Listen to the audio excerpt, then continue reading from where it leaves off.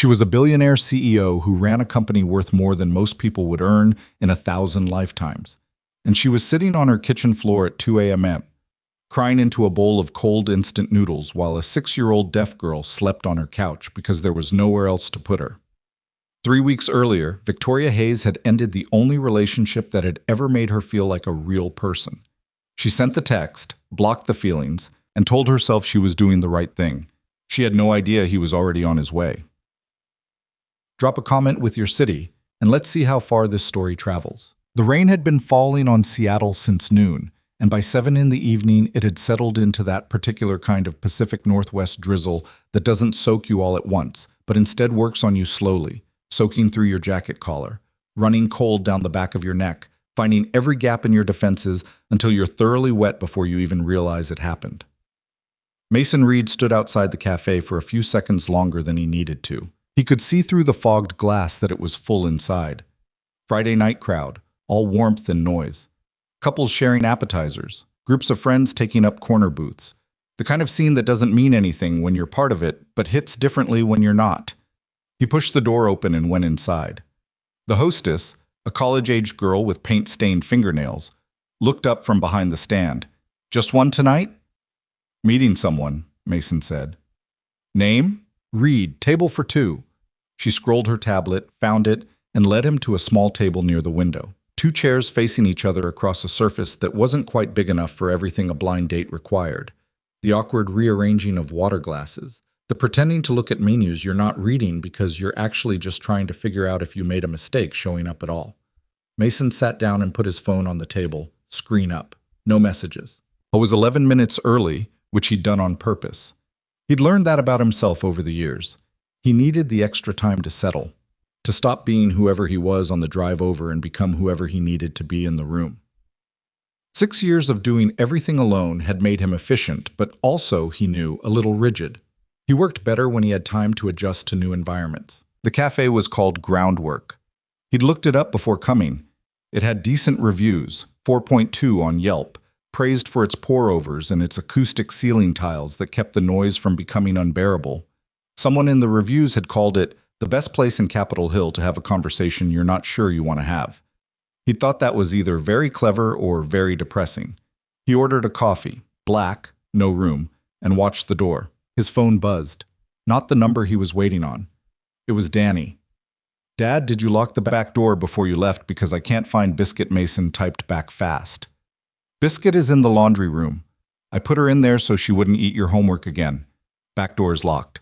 Go ask Mrs. Paulson if you need anything." A pause. Then, "Okay, have fun on your date." Then immediately after, "Also, that's embarrassing to say, so pretend I didn't." Mason put the phone face down on the table and almost smiled. Daniel Reed was 6 years old and had recently become deeply interested in what he called Dad's social life, a phrase he'd picked up from Mrs. Paulson next door, who was 67 and spent her evenings watching reality television at a volume that could be heard from 2 houses over.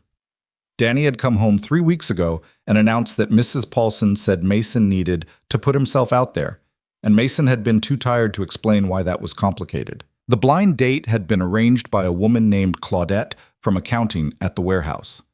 Claudette was the kind of person who remembered everyone's birthday, organized the holiday potluck, and periodically decided that someone in her orbit needed to be introduced to someone else in her orbit.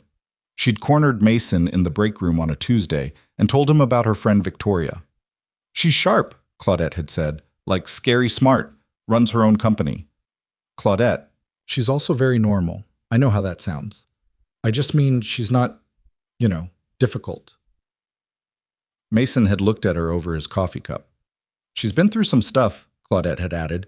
"She gets it." He'd said no twice.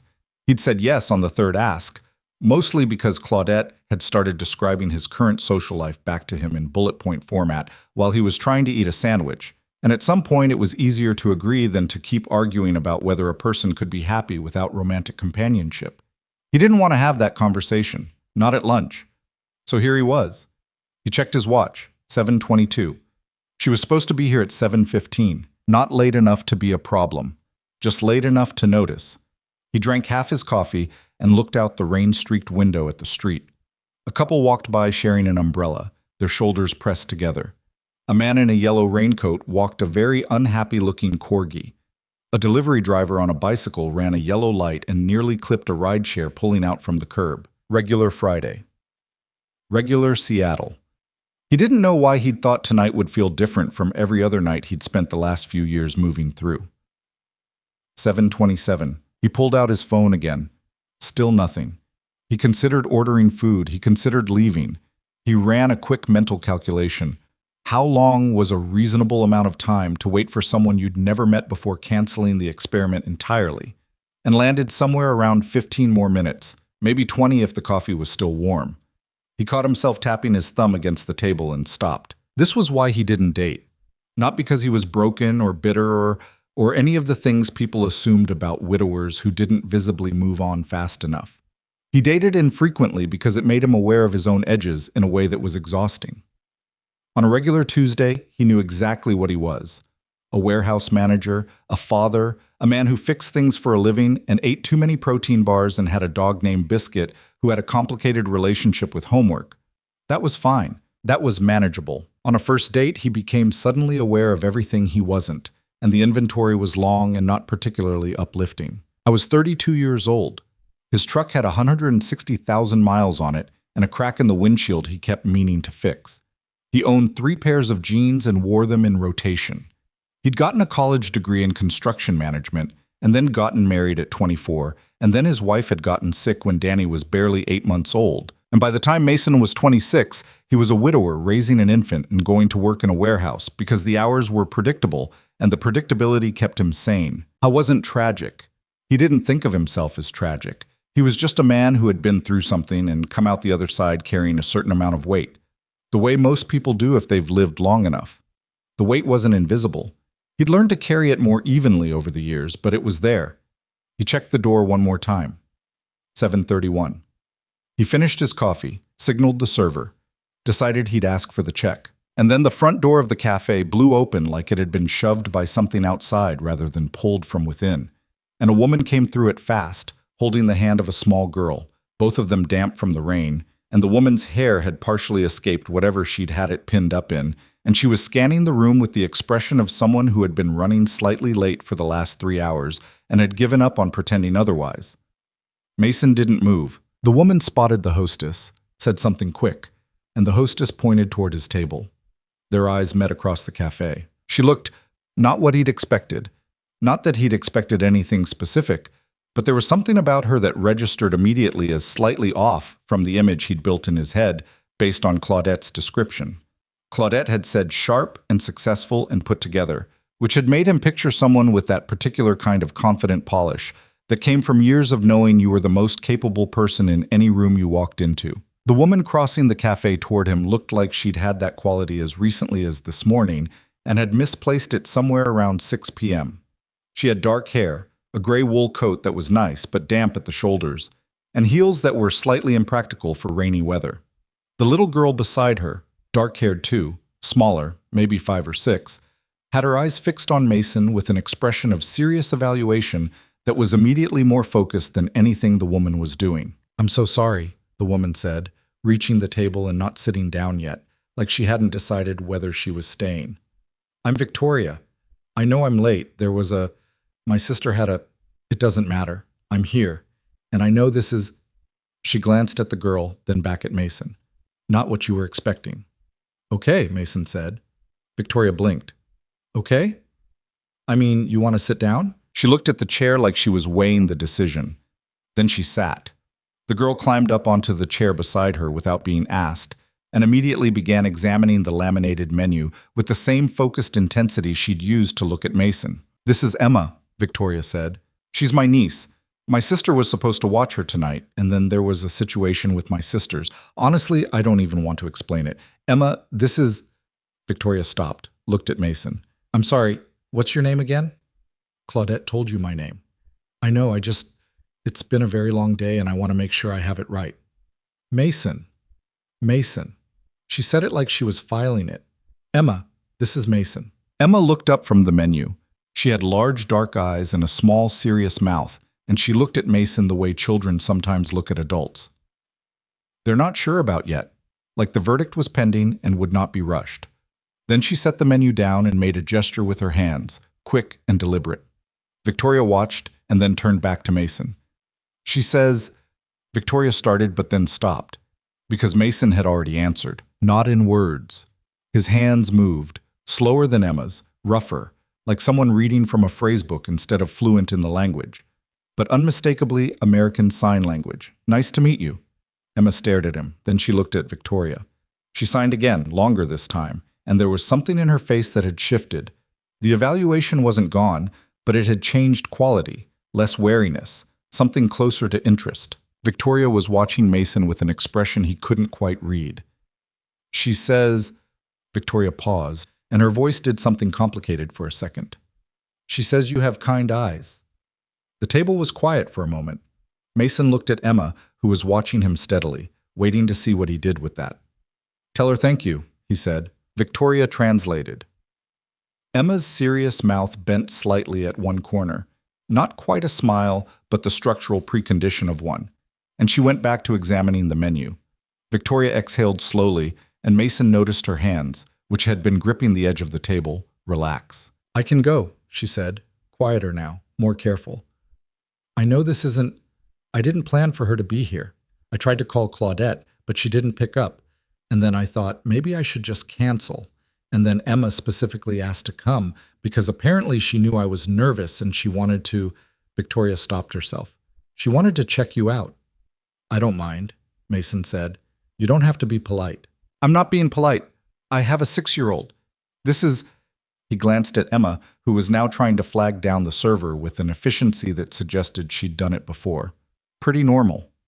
Something shifted in Victoria's expression that she quickly rearranged into something more composed. Not before he caught it, though. Claudette said you have a son, she said. Danny. He's at home with the neighbor. Does he... She started, then changed direction. How long have you been doing it alone? It was a blunt question. He noticed she didn't soften it, didn't wrap it in apology. He appreciated that.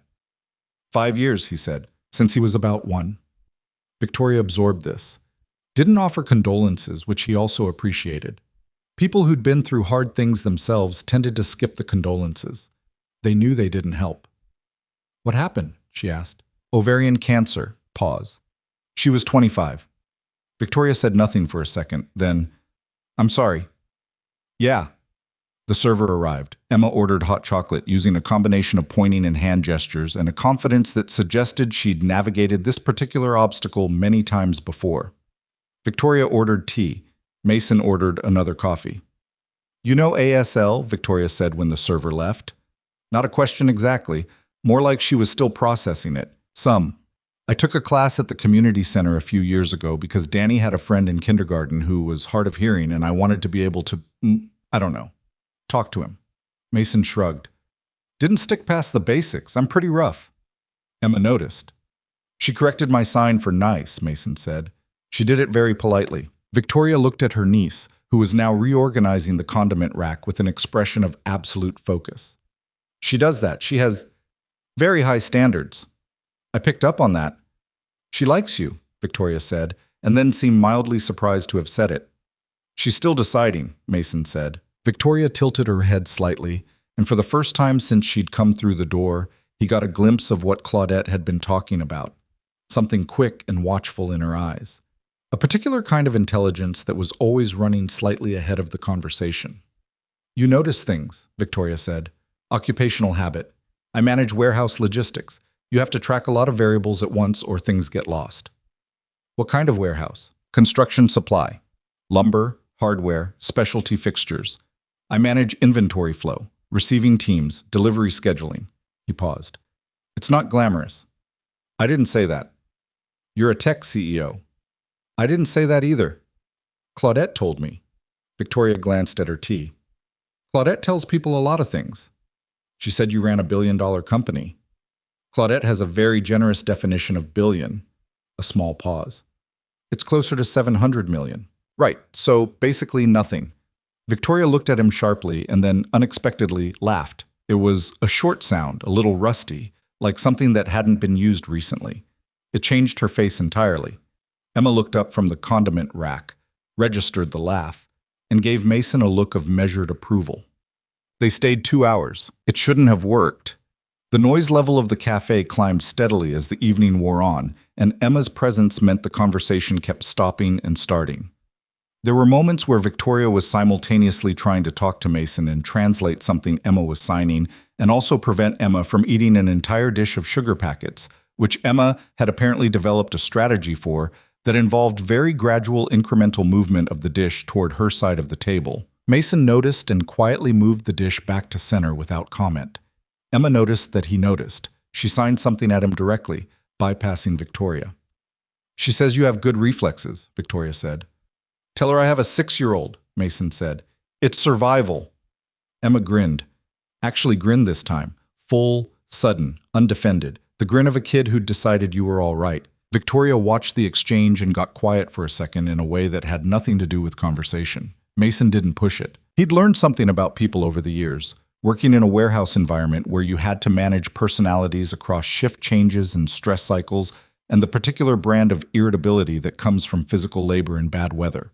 He'd learned that people who were used to running things, really running things, not just managing up but actually carrying operational weight, developed a specific kind of guard.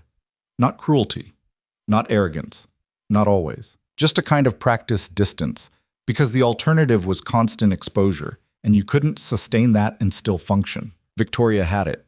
He could see the architecture of it, the way she calibrated her sentences, the way she watched before committing to a reaction. She was very good at it. Most people probably didn't notice they were being managed, but she'd laughed twice now without managing it first. And when she looked at Emma, the distance collapsed completely. He thought he understood Claudette's interest in putting them in the same room. At 9:30, Victoria gathered Emma's coat in her own bag and stood up from the table. Emma had fallen asleep against Victoria's shoulder in the last 20 minutes, boneless and deadweight, in the way children sleep when they've held on long enough and finally given up. "I need to get her home," Victoria said. She was doing the careful voice again, composed, controlled, but she looked tired in a way that had nothing to do with the hour. "Long week?" Mason said. "Long year," she said, and immediately looked like she hadn't meant to say it. He stood and helped her maneuver Emma's coat around the sleeping kid's arms. It was an ungainly operation. Emma stirred twice, signed something incomprehensible in her sleep that made Victoria's mouth do something soft and helpless. And Mason steadied Emma's head when it threatened to loll at an uncomfortable angle while Victoria wrestled the second sleeve. "Thank you," Victoria said. "Sure." They stood in the small gap between the table and the chair, Emma half supported between them, and there was a moment of proximity that neither of them moved to end immediately. Victoria looked at him. Not the evaluating look, not the managed look. Something more direct. "I'm not good at this," she said. "Which part?" "Any of it. The showing up and talking to someone and hoping it leads somewhere and then going home and not knowing and then—" She stopped. "All of it." "Neither am I," he said. "For what it's worth." "You seemed fine." "I almost left at 7:30. She looked at him. "Really?" "Yeah." "What made you stay?" He considered lying, or softening it, or giving her something more presentable. Then he decided not to. "I didn't want to be the kind of person who leaves," he said. Victoria was quiet for a second. Emma shifted in her arms, and Mason automatically adjusted his supporting hand at the kid's back without thinking about it. "She really does like you," Victoria said. "She doesn't like most people." "She has good taste," Mason said. Victoria moved Emma's weight more fully into her own arms, and Mason stepped back to give her room. They walked to the door together, and he held it open, and outside the rain had thinned to almost nothing, the drizzle version, the persistent kind. And Victoria's car was parked at the curb with the driver waiting. "I had a good time," Victoria said. She said it carefully, like she was testing whether it was true, and finding that it was, which seemed to surprise her. "Me too," Mason said. "Even with the—" She gestured vaguely toward Emma's sleeping form. "Especially that," he said. Victoria looked at him for a moment longer. Then she got in the car. He stood on the sidewalk and watched the taillights pull away into the wet dark. His phone buzzed. Danny again. "Mrs. Paulson wants to know if it went good." Mason stood on the sidewalk in the Seattle drizzle, hands in his pockets, and typed back. "Tell her it went fine." A pause. Then, She says fine doesn't tell her anything. He looked up at the street, empty now, rain-glazed asphalt reflecting back the streetlights in long orange streaks. Tell her it was better than I expected, he typed. Now go to sleep. He walked back to his truck. He sat in it for a moment without starting the engine, his hands on the steering wheel and the rain ticking against the roof. And he thought about kind eyes and a kid who reorganized condiment racks and a woman who laughed like she'd forgotten she knew how to. Then he started the truck and drove home through the wet Seattle dark, and the city streamed past his windows like a film reel winding towards something he couldn't see yet. And he didn't know if that was good or bad or just how it was. He decided it was just how it was. For now, that was enough. The second date was quieter. No Emma. She was with a different family member that weekend, Victoria said, without offering details, and in a tone that made it clear she wasn't going to. Mason didn't ask. He'd been around enough complicated families to recognize the particular kind of omission that wasn't secrecy, so much as emotional self-protection. They went to a different place, a small Vietnamese restaurant in the International District that Claudette had not recommended, and that Mason had found himself because he drove past it twice a week on his way to a supplier, and had always meant to try it. It had 8 tables and plastic menus and broth that had clearly been going since Tuesday, and it was exactly the kind of place that required nothing of you except to sit down and eat. Victoria showed up on time, in jeans and a dark sweater and no heels, and for a moment he didn't recognize her standing on the sidewalk. "What?" she said, catching his expression. "Nothing. You look different." "Different bad?" "Different like a person," he said, which was honest, but he immediately recognized possibly not ideal phrasing for a second date. But Victoria didn't look offended. She looked at him with that quick, watchful intelligence and said, "Is that a compliment?" "Yeah, okay," she said, and went inside. They fell into it gradually, the way things do when two people who are both cautious and both busy manage to keep showing up despite themselves. There was no grand moment, no cinematic turning point where the music would swell and the audience would know this was it. It was Tuesdays at the Vietnamese place, and occasional Saturday mornings at a coffee shop near the waterfront, where they both brought laptops and worked side by side without speaking much, and somehow that was better than talking. It was Victoria calling him once at 11 p.m., from what sounded like a parking garage, voice clipped and controlled, because a board member had blindsided her in a meeting, and she needed to say it out loud to someone who wasn't involved. And Mason sitting on his kitchen counter in the dark, listening and not offering solutions because she wasn't asking for solutions, she was asking to be heard. I understood that. He'd needed that too, at different points. Still did. It was the Saturday he brought Danny when Emma was also there, and the two kids spent 40 minutes working out a communication system that involved Danny learning approximately 11 signs, and Emma learning that Danny communicated primarily through sound effects and dramatic reenactments of things that happened at school. And by the end of it, they were operating in a combined language that no adult in the room fully understood, but that clearly worked for them. Victoria had watched Danny demonstrate, through a combination of ASL, facial expression, and interpretive movement, the story of a kickball game that had gone badly, and Emma had watched with the total focus of someone watching a foreign film without subtitles, and still somehow following every beat. "He's very expressive," Victoria said. "He gets that from his mother," Mason said, simply, without weight. Victoria looked at him.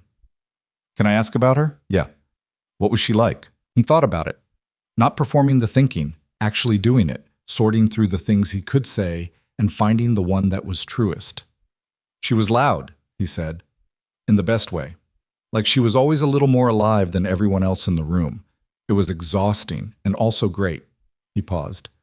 She would have thought Danny's kickball story was hilarious. "It was hilarious," Victoria said. "Yeah." A small smile. "Yeah, it was." 4 months in, the word relationship was still not one either of them had said out loud, which was, Mason understood, a statement in itself. He'd learned enough about Victoria by then to understand that she moved carefully around definitions. Not because she didn't feel things. She felt things intensely. He'd come to understand. It was just that she'd learned to route the intensity through action and function rather than articulation. She showed up. She paid attention. She remembered things he mentioned in passing. That Danny's teacher had a habit of scheduling parent meetings on Thursdays, which was Mason's worst shift day. That Biscuit was technically his neighbor's dog. who had simply decided she lived at Mason's house instead, and nobody had formally corrected the situation. She didn't say what these things meant to her. She just kept showing up, and the showing up said something. He'd told Claudette as much in the break room one Wednesday, standing over a dying pot of coffee, and Claudette had given him a look of transparent satisfaction. "I told you," Claudette said. "You told me she was nice." "She is nice." "She's more than nice," Mason said, which he hadn't quite meant to say out loud. Claudette had the grace not to make a big deal out of it. She just refilled her mug and said, "I know," in the tone of someone who had known for quite some time. Victoria's apartment was everything that her daily presentation was not. The first time he saw it, 6 weeks in, when she'd asked him to come by because a cabinet door had come off its hinge, and she'd looked at the hardware store website for 20 minutes before deciding that wasn't how she wanted to spend her evening, he stood in the entryway and took it in. It was an expansive penthouse in Belltown, floor-to-ceiling windows overlooking the Sound, all clean lines and expensive surfaces. Beautiful, objectively. Also completely without evidence that a human being lived there in any particular way. No clutter, no comfortable disorder. The art on the walls was the kind of art that matched the room rather than told you anything about the person who'd chosen it. The only exception was a child's drawing on the refrigerator, a figure with dark hair and a large sun above her, signed in Emma's name in careful capital letters. Victoria had noticed him looking at it. "She gave it to me last month," Victoria said. "I don't know why I put it on the refrigerator. It's not exactly—" She gestured vaguely at the austere kitchen design. "It's the best thing in the apartment," Mason said. Victoria had been quiet for a second. Then she handed him the cabinet hinge and showed him where the tools were. He fixed the hinge in 11 minutes. Then he found 2 other things that needed attention. A bathroom faucet that dripped slightly, a door that caught in the frame, and fixed those too, not because she'd asked, but because they were fixable and it cost him nothing. When he was done, she'd made coffee. Real coffee, not the single-serve pods he'd assumed. She had a proper machine. And they sat on the couch together, and he told her about the time he'd accidentally torn out a load-bearing wall in his first apartment while trying to install a doorbell. And she'd laughed at that, really laughed, and leaned into the couch cushions like she was letting herself settle. The apartment felt different with 2 people in it, less like a display. He didn't say that, but he thought it. I was in the middle of a receiving inventory when she texted him, 5 months in, on a cold Thursday afternoon. "Can I ask you something?" He finished logging the shipment and typed back, "Sure. Do you ever think about what this is?" He looked at his phone for a moment. Around him the warehouse moved. Forklifts, voices, the beep of inventory scanners. "Meaning us?" he typed. "Yes." He stepped away from the dock into the relative quiet of the hallway between sections. "I think about it," he typed.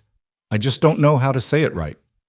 "That's fair," she typed back. Then, after a pause, "I'm not asking because I want a label. I'm asking because I want to know that you know it's something." He stood in the warehouse hallway, 42 feet of cold concrete on either side, and thought about the last 5 months. The Tuesday dinners and the parallel working Saturdays and the 11 p.m. parking garage phone call. The cabinet hinge. Danny's kickball story and Emma's condiment rack reorganization and the drawing on the refrigerator. "I know it's something," he typed. "I think you know it too." A long pause. "Yeah," she typed finally. "I do." He put his phone back in his pocket and went back to the receiving dock, and the afternoon continued like any other Thursday, except that something had shifted slightly, not dramatically, not in a way anyone watching would have noticed. Just shifted. Settled into a different position, like furniture moved 2 inches to the left that finally makes a room make sense. It was 6 weeks after that text conversation, late November, first hard cold of the year pressing against the city's windows, when Victoria called him on a Sunday night and her voice was wrong, not upset exactly, not crying, just stripped of the usual architecture. Flat in the way voices get when something has happened that hasn't finished happening yet, and you're still waiting to understand the shape of it. "Renata left," she said. Renata was her sister, Emma's mother. Mason set down the dish he was drying. "Left how?" "Left as in, packed a bag and called me and said she couldn't do it anymore, and she was going somewhere and I shouldn't try to find her." A pause. "She's been struggling for a while. I thought she was doing better. I was wrong." "Where's Emma?" "Here," Victoria said. "Emma's here with me." Another pause, longer. Mason, I've been good at managing things my whole life. I am very good at managing things. I don't know how to manage this. He heard it then. Underneath the flat voice, something thin and fraying. Not the composure she usually wore like a well-fitted coat, but the last wire of something that had been holding for too long. How long has she been there? 4 days. Where is she sleeping? A pause that told him everything before she answered. The couch. He closed his eyes briefly. Her apartment. 1 bedroom. The perfectly designed, aesthetically coherent, deeply impractical for 2 people apartment. Okay, he said. I'm handling it, Victoria said, and her voice had the particular tone of someone who has said, I'm handling it so many times it has started to feel less like a statement and more like a prayer. I know you are, Mason said. I'm not worried about that. Then what are you? I'm worried about you, he said simply. Not whether you're managing, just you. The line was quiet for a long moment. I don't know what to do with that, she said finally, very quietly.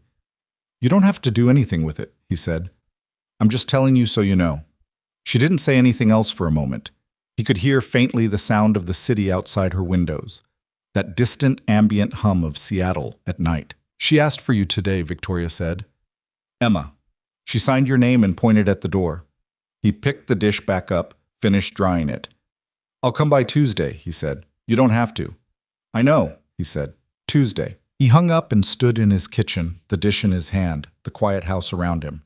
Danny, asleep down the hall, Biscuit at his feet, the familiar, unremarkable architecture of his ordinary life, and thought about a little girl on a couch who had decided he had kind eyes and a woman who ran a company worth $700 million and didn't know how to let someone help her. He put the dish away. Tuesday, he thought. He'd be there Tuesday. Tuesday came the way Tuesdays do. Gray, unremarkable, smelling like cold coffee and wet pavement.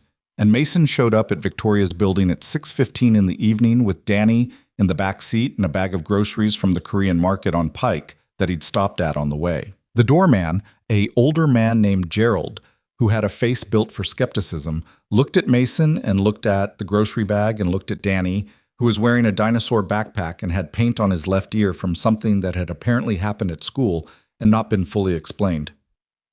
Ms. Hayes expecting you? Gerald asked. Yeah, Mason said. Gerald called up anyway, which Mason respected. He waited while the call connected, heard the brief exchange, and then Gerald nodded him through with the slightly adjusted expression of a man revising an initial assessment. The elevator was mirrored and fast and made Danny briefly obsessed with his own reflection, which bought Mason approximately 40 seconds of silence before the doors opened on the 14th floor, and Danny immediately said, Dad, does she live here? The whole floor? Part of it. How big is part of it? Big. How big is big? Danny, I'm just asking. Victoria opened the door before Mason could knock. She looked like she hadn't slept well in 4 days, which tracked because she hadn't slept well in 4 days. She was in a gray sweater with a stretched collar and her hair was down and slightly uneven, like she'd taken it out of something and not bothered to fix it, and there were shadows under her eyes that her usual presentation would have covered. She looked, in other words, like a real person in a hard week. Hey, she said. Hey! He held up the grocery bag. I'm making dinner. Victoria looked at the bag, then at Danny, then back at Mason. You didn't have to. I know, he said. This is Danny. Danny, this is Victoria. Danny looked up at her with the particular solemnity of a 6-year-old who understood the weight of a social occasion. Hi, he said. You have a really tall building. I do, Victoria agreed. We live in a house, Danny said. It's smaller, but we have a dog. What's the dog's name? Biscuit. She's not actually our dog, technically, but she lives there. Victoria looked at Mason over Danny's head with an expression that was about 4% amused despite everything. Come in, she said. Emma was sitting on the couch with a tablet, watching something with headphones on, and she looked up when they came through the door. Her eyes went straight to Danny with the calibrating look she used on new things, thorough, unrushed, beginning from the beginning. Danny looked at Emma. Danny was, in Mason's experience, afraid of approximately nothing, which was sometimes a problem and sometimes the best thing about him. He walked directly over to the couch and held his hand up in a wave, which was so uncomplicated and sincere that even Emma's evaluation process seemed slightly thrown by it.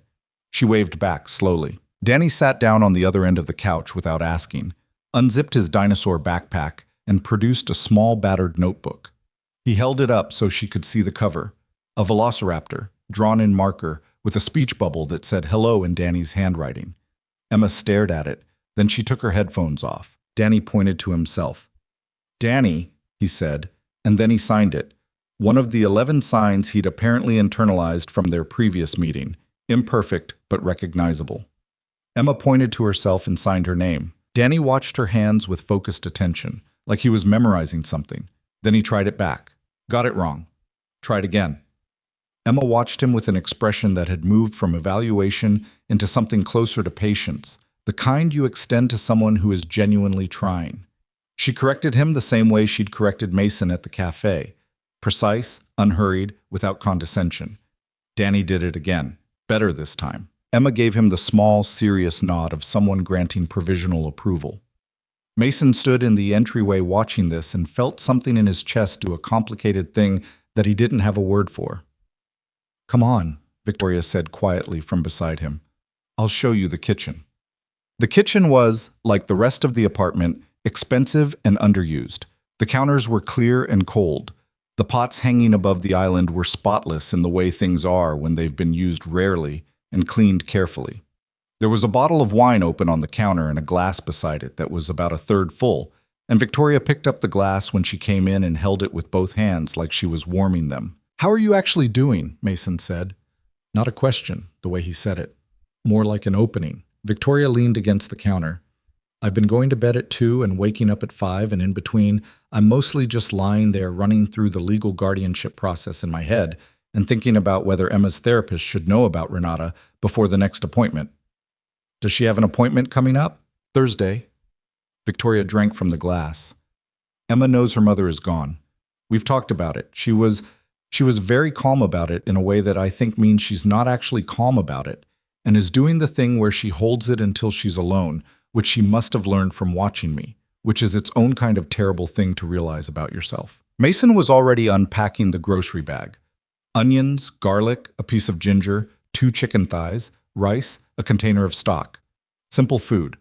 The kind you make when you want something that requires enough attention to keep your hands busy, but not so much that you can't also be present in a conversation. She's been through disruption before, he said. She has. Victoria stopped. That's actually what scares me. She knows how to absorb it. She shouldn't have to know that yet. She's 6. Kids are more resilient than... Don't, Victoria said. He looked up from the counter. I know they're resilient, she said, not sharply, but with precision. I know she'll be okay. I believe that. What I'm saying is that she shouldn't have to be resilient about this particular thing. She shouldn't have to be resilient about her mother. She should get to have a mother who stays. Mason set down the ginger and looked at her.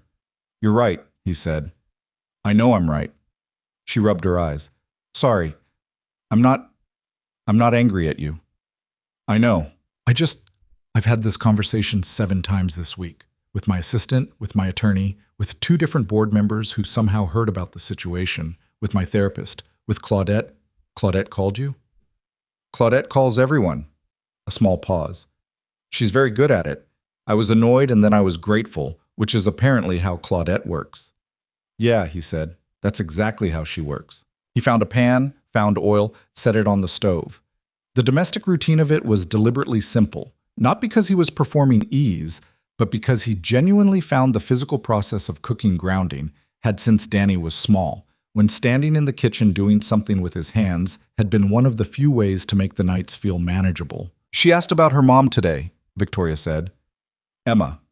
She signed the thing for where, and she pointed at the door, and I had to explain again that her mom went away for a while, and that right now Emma was going to stay here with me. What did she do? She nodded, Victoria said. That's it. Just nodded and went back to her tablet. She looked at the glass in her hands. I don't know if that means she understood or she's learned that nodding makes adults stop explaining things. Probably both, Mason said. Victoria almost laughed. It came out more like an exhale with a slightly upward shape to it. From the living room came the sound of Danny demonstrating something.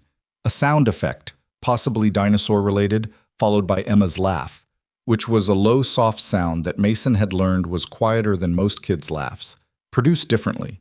something she felt in her chest before it made it to her face. Victoria heard it too. She was quiet for a moment. He's good with her, she said. He doesn't overthink it, Mason said. It's one of his better qualities. You're good with her too. I like her, he said simply. She's very honest. Kids who've learned to read people are usually honest because they know when they're being lied to, so they don't bother. Victoria was quiet. I didn't mean that as a criticism, he said. I know, she said. I know what you meant. A pause. I learned to read people young, too. Different reasons. He didn't push it. He put the chicken in the pan and listened to it sear. He kept. Dinner was loud in the way that meals with two children who have decided they are friends tend to be loud. Danny had, over the course of 40 minutes in the living room, managed to convey to Emma, through a combination of signs, drawings in his notebook, and theatrical facial expressions, the complete narrative of a conflict that had occurred between him and a classmate named Marcus over the rightful ownership of a particular spot at the lunch table. Emma had apparently ruled in Danny's favor, because by the time they came to the table, Danny was carrying himself with the air of someone who had received justice. Emma signed something to Victoria. Victoria translated without looking up from dishing out rice. She wants to know how you became friends with Marcus in the first place if he steals your lunch spot. Danny thought about this seriously. He's actually pretty funny, he said. He does this thing with his eyes when the teacher says something boring, but he's also kind of a jerk about the spot. Emma watched him, then signed again. She says that sounds complicated, Victoria said. It is, Danny agreed gravely. Mason watched his son navigate a cross-modal conversation about elementary school social politics and thought, not for the first time and not without a certain amount of helpless affection, that Danny was going to be fine. He'd always had that quality, a kind of fundamental okayness that wasn't naivety. He knew things weren't always good. He'd asked, when he was 4 and old enough to have absorbed something of the absence he'd grown up inside, why he didn't have a mom like other kids. Mason had told him honestly and simply that his mom had gotten very sick before Danny could remember, and that she'd loved him very much, and that some people die too young, and it's not fair, but it's also not anyone's fault. Danny had processed this for approximately 2 minutes and then asked if they could get a dog. They'd gotten Biscuit 6 months later, which had not been the original plan but had nonetheless been the right move. After dinner, Danny fell asleep on the couch between the drawings in his notebook and Emma's tablet, in the way children sleep when they've had enough stimulation.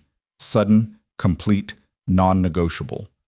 Emma was still awake, sitting beside him, watching a show now on the tablet with the headphones back on. She looked smaller in the apartment's quiet, and older at the same time. Victoria and Mason were in the kitchen, him washing dishes, and her drying them with a dish towel she'd found in a drawer that still had the storefold in it. You didn't have to cook, she said. You needed dinner. I was going to order something. You were going to order something and eat standing over the kitchen counter and then feel vaguely bad about it. Victoria pointed the dish towel at him. That is uncomfortably accurate. I know what exhausted parents do, he said. I've been one for 6 years. She dried the pan he handed her and put it on the counter. I don't know if I'd call myself a parent. I'm the guardian. I'm trying to... She stopped. I keep saying I'm handling it. I think I say it so much because I'm terrified of the version of events where I'm not. What would not handling it look like? Emma sleeping on my couch indefinitely. Me missing board meetings because I didn't plan for school pickup. Running a company and a household and everything without... She set the pan down. Without asking anyone for help because I've spent my entire adult life building something that proves I don't need to. He turned off the tap and dried his hands on the dish towel she was holding. You asked me to come fix your cabinet hinge, he said. That's different. Is it? She looked at him. He could see her working something through, not deciding how to feel, but deciding whether to let him see how she felt, which for Victoria were 2 different processes. I'm scared I'm going to mess her up, she said, very quietly. Emma, I'm scared that she'll end up getting raised by someone who spends 14 hours a day in boardrooms and doesn't know how to be a person in a house. You know how to be a person in a house, Mason said.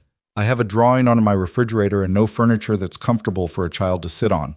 Those are fixable, he said. Mason, they are literally fixable, he said. I mean that precisely. She looked at him for a second. Then she looked away, out toward the living room where the blue light of Emma's tablet cast a soft glow over the sleeping shape of Danny. She looks out for him, Victoria said.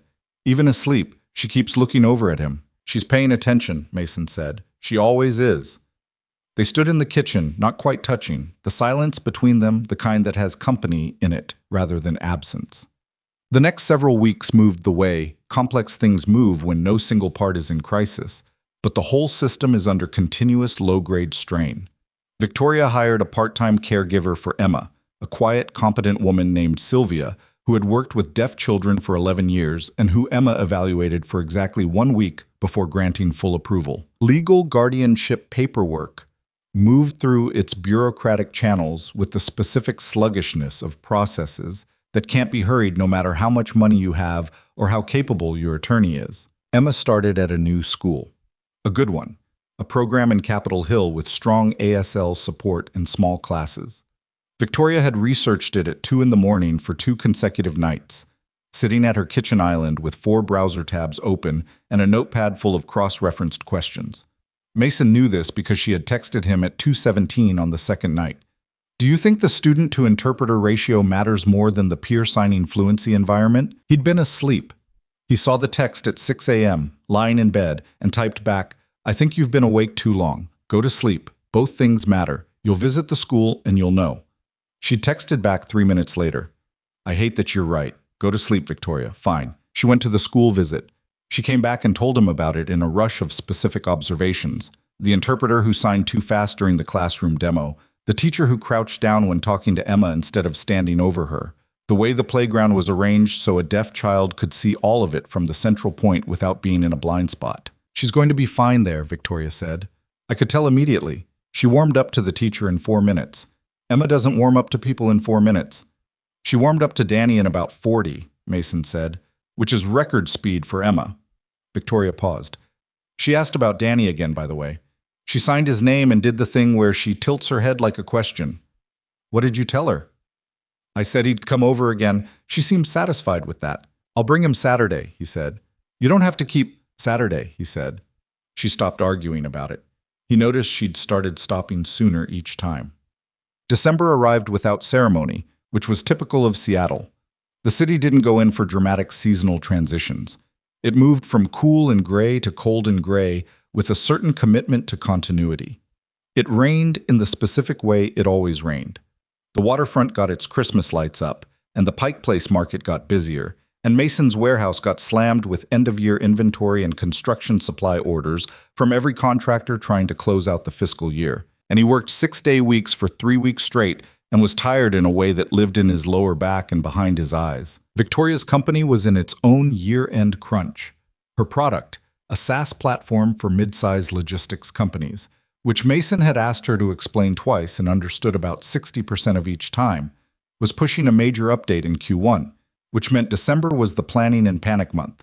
She had 17-hour days and investor calls that ran past 9 at night, and a senior engineer who threatened to quit over a disagreement about system architecture that turned out, when Mason asked about it at dinner one Tuesday, to be a proxy argument about something that had happened 6 months earlier. Did you talk to him about the actual thing? Mason asked.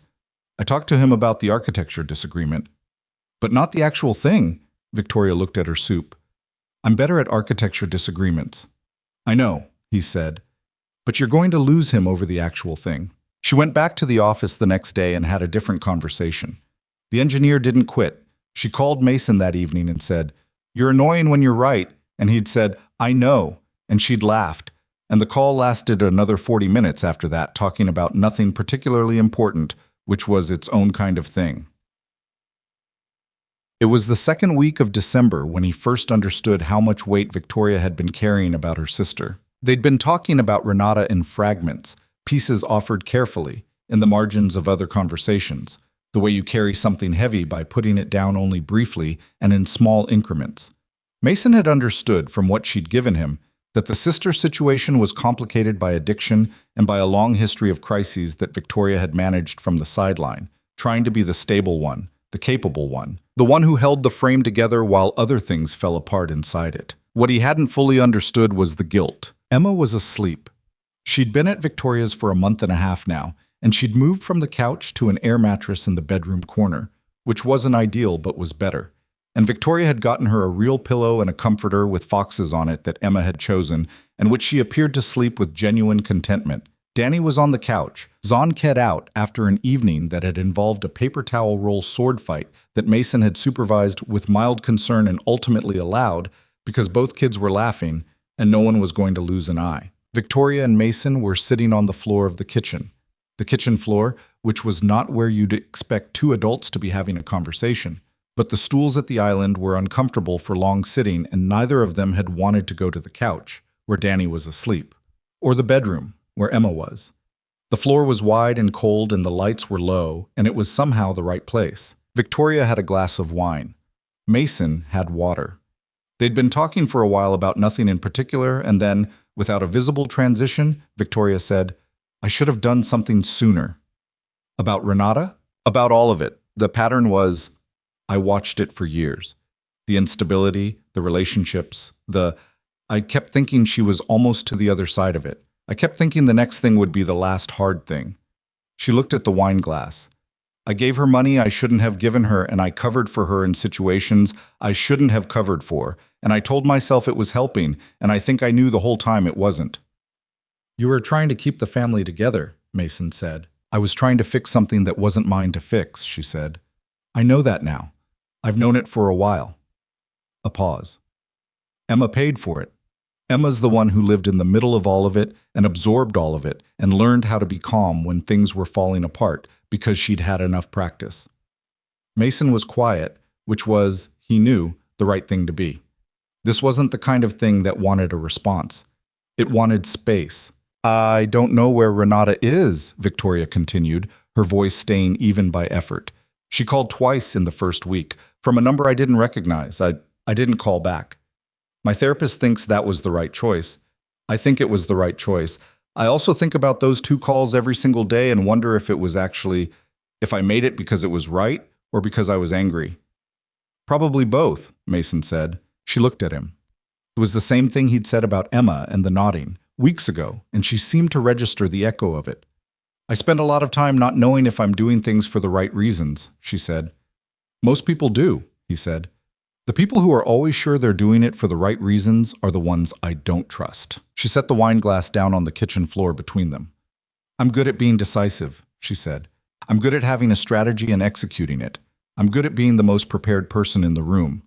I've been doing all of that with Emma, Sylvia, the school, the guardianship filing, the therapist appointment. You've been very good at all of that," he said, "and I'm terrified that none of it is the part that matters." She didn't say it loudly, didn't perform it, just said it in her flat, honest voice, looking at the kitchen floor. "I'm terrified that the part that matters is whether she feels like she belongs somewhere, and I don't know how to manufacture that. I can't project manage belonging." Mason thought about Danny at 8 months old, sleeping in a bouncy seat on the bathroom floor, while Mason showered, because that was the only way he could shower without worrying. He thought about the early years of sustained fear that he was going to get it wrong, that he was too young and too lost, and that his son would pay for his inadequacy in ways he couldn't anticipate. He thought about the specific terror of loving something that small that much when you already knew what it meant to lose someone. "You can't manufacture it," he agreed. "But you can show up for it consistently until it builds itself. That's mostly what it is, just showing up, the same way, over and over." "Is that what you do with Danny?" "It's all I know how to do," he said. "It works," she said. "He knows he belongs. You can see it in him." "It took time," he said. "It wasn't immediate.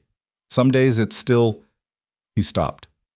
"It's never perfect, but it's real. That's different from perfect." Victoria picked up the wine glass again and held it for a moment without drinking from it. "You're a good father," she said. "I try to be." "No," she said, with the precision she brought to things she meant specifically. "Not trying. You are. There's a difference." He looked at her on the kitchen floor across from him, in the low light, in her stretched sweater, with the tiredness in her face and the wine glass in her hands, and the absolute directness in her eyes.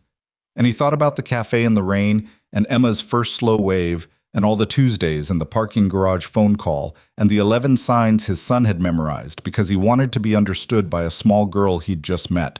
"I think Emma's going to be okay," he said. "I think she already understands more than you think she does about where she belongs."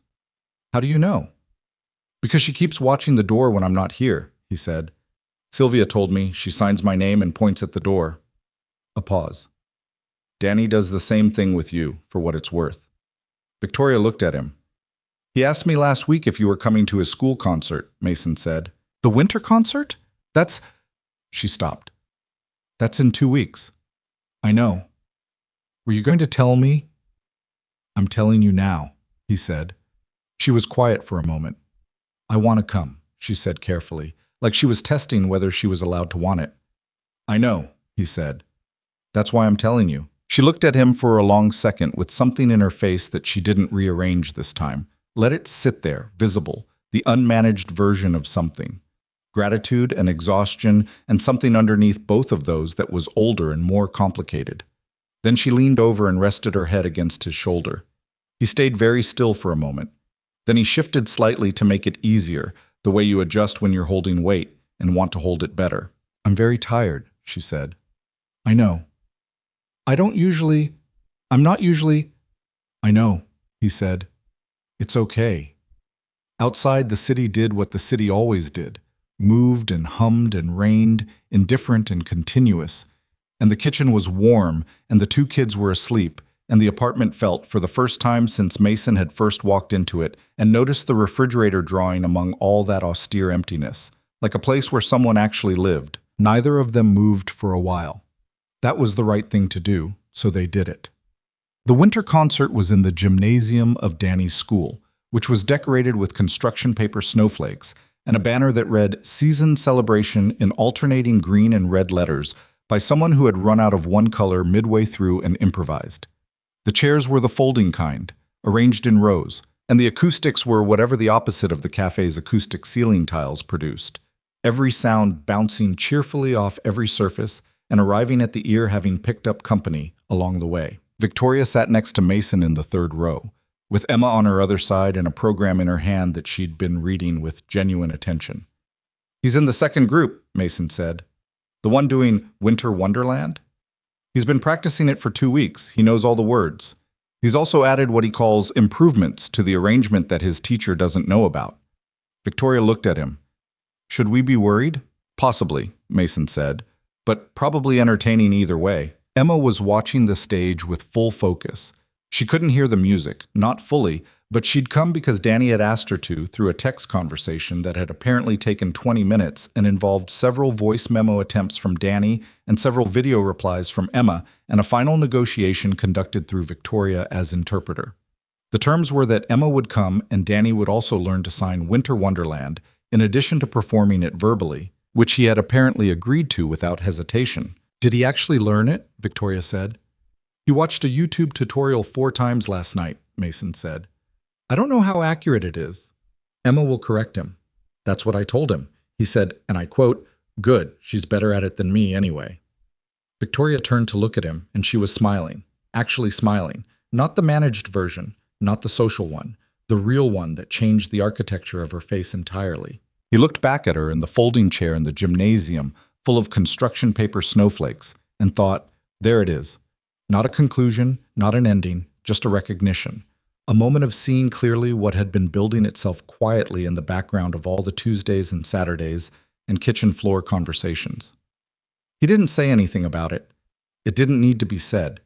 It needed to be felt, and it was. The lights went down. The first group of kids filed onto the stage, solemn and sequined and deeply uncertain about their blocking, and the gymnasium erupted in the particular kind of applause that only exists at children's performances. Unconditional, immediate, already proud of whatever was about to happen. Emma felt the vibration of it in the floor and her feet, and she looked over at Victoria and signed something that made Victoria's smile go from present to overwhelming. What did she say? Mason said. Victoria looked at him. Her eyes were bright.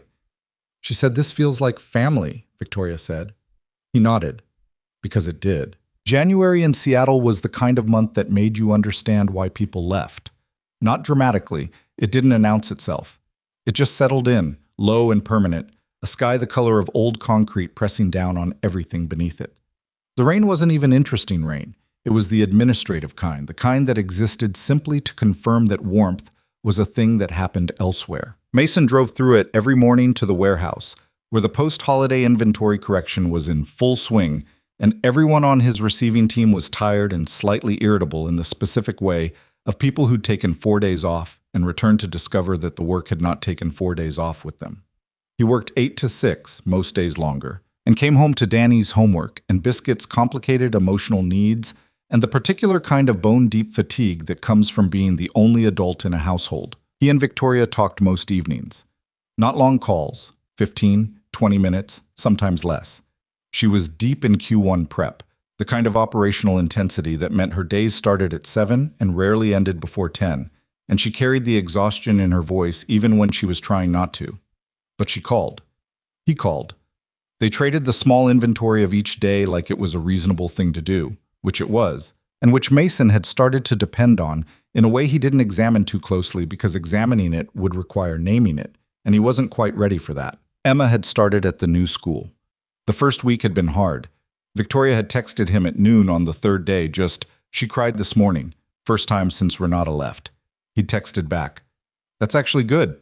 She trusts you enough to cry in front of you."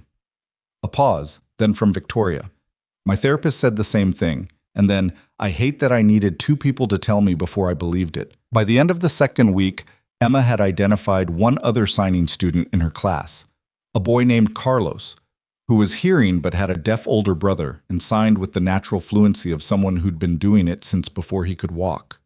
Victoria had reported this development with the quiet relief of someone who'd been watching a weather system and finally seen the pressure change. Danny had FaceTimed Emma twice that month, the second time lasting 45 minutes, and consisting primarily of Danny performing an increasingly elaborate series of impressions: animals, teachers, a garbage truck, and Emma watching with the kind of helpless laughter that happens when something is genuinely funnier than you expected. Mason had sat in the kitchen during this and listened to the sound of it coming down the hallway and felt something uncomplicated and good. It was fine. Things were difficult in the manageable way that things were usually difficult, and underneath the difficulty there was something that felt like it was building toward something. And then February arrived and things stopped being fine. It started, as these things often do, with a series of small deteriorations that nobody named until there were too many of them to ignore. Victoria's company hit a technical problem with the Q1 update. Not catastrophic, but significant. An integration failure that affected 12% of their client base and required all-hands emergency response over a period of 9 days. She went from working long days to working days that didn't have visible ends, surfacing occasionally to eat something and respond to Emma's school pickup texts and call Mason in the brief pressurized windows between crises. On day 4, she called him at 11:30, and she wasn't crying. Victoria didn't cry on the phone. He'd come to understand. She cried in private and presented you with the aftermath. But her voice had the quality of something that had been running at maximum capacity for too long. "Marcus quit," she said. Not the Marcus from Danny's lunch table situation. Her senior engineer, the one she'd had the real conversation with in December. "He gave me 2 weeks' notice. 2 weeks in the middle of this. She stopped. "Is it related to the integration issue?" "No. Yes, peripherally. It's related to the fact that we've been running at this pace for 8 months and people are burning out, and I have not been managing that well because I've been managing everything else." He noticed the pause before everything else, knew what it meant. "Emma's okay," he said. "Emma is okay," she agreed. "Emma is, if anything, adjusting better than I am. She loves the school. She loves Carlos. She asks about Danny every 3 days with the reliability of a scheduled reminder." A pause. "I'm the one who's not, she stopped again. "Victoria, I'm exhausted," she said, simply, like she'd been holding the word at arm's length and finally let it land. "I'm genuinely, structurally exhausted. Not tired, exhausted. I haven't slept more than 5 hours in 9 days, and the legal guardianship final hearing is in 3 weeks, and I have a board presentation in 10 days, and Emma's therapist called this week to check in, and I was in a meeting, and I didn't call back for 2 days, Mason." 2 days, her therapist. "You called back. That's not the point." "I know," he said. "I'm dropping things," she said. I don't drop things. I am the person who does not drop things. I built an entire company on being the person who does not drop things. And I am—" Her voice tightened fractionally. "I dropped the therapist callback for 2 days." He was quiet for a moment. "What do you need?" he said. I need about 48 uninterrupted hours, she said, which I'm not going to get, so I don't know. They talked for a while longer, and then she had to go back to the problem, and he sat on the kitchen counter in the dark and listened to the house settle around him and thought about the particular quality of her exhaustion. Not the working hard kind, the kind that comes from carrying something you weren't designed to carry alone, for too long, without putting it down. He recognized it. He'd felt it himself. In the year after Sarah died, when Danny was small and every day required the same output with no prospect of rest. The specific depletion of it. The way it made the future feel very far away. He brought dinner that Friday. She hadn't asked him to. He texted at 4 to say he was coming at 6, not asking, and she'd replied, "You don't have to do this," and he'd replied, "I know. 6 o'clock?" and she'd replied, "Okay." Emma opened the door before he could knock, which meant she'd been watching the elevator indicator. She signed a greeting at him that was more elaborate than her usual. A full sequence, name and greeting, and something he didn't fully catch. "I don't know that last part," he said, signing the word for slow and pointing at her hands. She grinned and signed it again, carefully. He worked through it. "You brought food again." "Every time," he signed back, approximately. She let him in with the air of someone doing a favor. Victoria was on a call in the bedroom with the door cracked, standing at the window, talking in the sipped professional cadence she used in board conversations. Mason took the food to the kitchen and started setting it up. Emma followed him and sat at the island and watched with focused interest as he unpacked the containers from the Thai place near the warehouse that he'd been going to twice a month for 3 years and trusted completely. He found plates, found utensils. He'd been in this kitchen often enough by now that he knew where things were, which still surprised him sometimes. The casual domestic familiarity of it, the way a space that had seemed almost aggressively impersonal on first visit had accumulated context. Emma signed something. He caught most of it. "Does she know you're here?" "I texted her," he said aloud, and then repeated it in approximate signs. Emma nodded with the expression of someone who has been monitoring the situation and approves of the current status. Victoria came out of the bedroom 15 minutes later, phone still in hand, hair doing the specific thing it did when she'd been running her hand through it during calls. She saw the food on the counter and stopped. "I was going to order something and eat over the sink," Mason said. "Yeah." She looked at him. She looked genuinely tired, in a way that no amount of composition could fully manage anymore. The tiredness was in the set of her shoulders and the slight slowing of her usually precise speech, and the way she sat down at the island next to Emma with the care of someone who was no longer sure how long they could stay upright. "Eat first," he said. She ate. Emma ate. Danny was with Mrs. Paulson tonight, which meant the apartment was quieter than the recent pattern, and the quiet had a specific quality in the context of Victoria's visible exhaustion. Not comfortable, exactly, but honest. After dinner, Emma took her tablet to the corner of the living room where she'd arranged a specific cushion configuration for evening reading, a setup she'd developed over 6 weeks with the architectural precision of someone who takes her comfort seriously. She put her headphones on and became self-contained in the way she did, a whole interior world running quietly behind her focused eyes. Victoria and Mason sat at the kitchen island. She had tea. He had the remains of his coffee. "How's the integration issue?" he said. "Mostly contained. We lose one client. The contract was already shaky. Everyone else is stable." She wrapped both hands around her mug. "Marcus's replacement is going to set us back a quarter. Maybe more." "Can you hire internal?" "Possibly. There's someone on the mid-level team who might be ready earlier than expected. I talked to her today." She paused. "She's good. Better than Marcus, honestly. I just haven't given her the room." "Why not?" Victoria looked at the tea. "Habit," she said. "I built this company by being the one who handled the things that mattered most. Delegating the things that matter most still..." She stopped. "I'm working on it." He nodded. The kitchen was quiet for a moment. "I need to tell you something," Victoria said. The shift in her voice made him set the coffee down. She wasn't looking at him. She was looking at the mug in her hands, turning it slightly. He'd seen her do this before, this particular careful arrangement of her attention before a sentence that required something from her to say. "I've been thinking about..." she started, stopped, tried again. "The last couple of months have been the hardest of my adult life, and I've had some hard years, so that's..." A brief pause. "That's saying something." "I know," he said. You've been very present," she said. And I know what that cost. I know it cost you time and energy, and you have Danny, and you have your job, and you don't have extra capacity lying around either. I know that. Something in the quality of what she was building toward made him stay very still. I think, she said, and then she put the mug down. I think I've been letting you spend that capacity on me because it felt good to not be alone in it, and I'm not sure that's fair to you. Victoria, I'm not able to. I can't be a real partner to you right now, she said. Not the way it should be. I can't be present the way you are with me. I can't show up for Danny's things the way I want to and still do what Emma needs and still hold the company together. And I keep telling myself it's temporary, but I don't know if it's temporary. And every week it seems like there's a new thing. Her voice was careful and even, and he could hear the cost of keeping it that way. I don't want to keep taking from you without being able to give back. I was quiet. I think, she said. And now her voice was doing the thin fraying thing he'd heard on the phone in November, the wire that had been holding too long. I think maybe we should take a step back while I get sorted, because you deserve someone who can actually stop, he said. She looked up at him.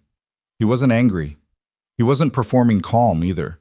He was just looking at her with the direct, unhurried attention he brought to things that required it. You're making a decision about what I deserve, he said, based on your assessment of what you can currently offer, without asking me if that's the calculation I'm making. I'm trying to be honest with you. I know, he said, but you're also trying to solve it. You're treating it like a business problem, where the variables don't balance and the correct move is to cut the cost. He paused. That's not how this works. Mason, let me finish. He wasn't loud about it. He said it the way he said things that mattered, level without performance. I'm not here because the variables balance. I'm not keeping a ledger. I don't show up on Fridays because I'm owed something and I'm making sure I collect. He looked at her. I show up because I want to. Because you and Emma you're people I want to be around. That's not a financial arrangement that I'm at risk of overdrawing. Victoria was looking at him, and her expression had done the thing where all the management went out of it, not replaced by something else, just gone, leaving whatever was underneath. I don't know how to be helped, she said. It was the most honest sentence she'd said to him since the kitchen floor in December. I know, he said. I've noticed. I've been doing it alone since I was 22, she said. The company, Renata, everything. The operating assumption has been that needing help means you failed to prepare adequately. That's a terrible operating assumption, he said. I know that intellectually.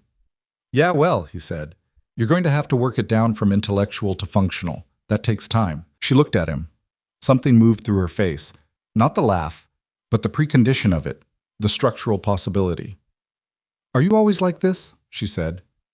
Like what? Like reasonable, when I'm trying to push you away. He considered that. Not always, he said, but I recognized what you were doing. What was I doing?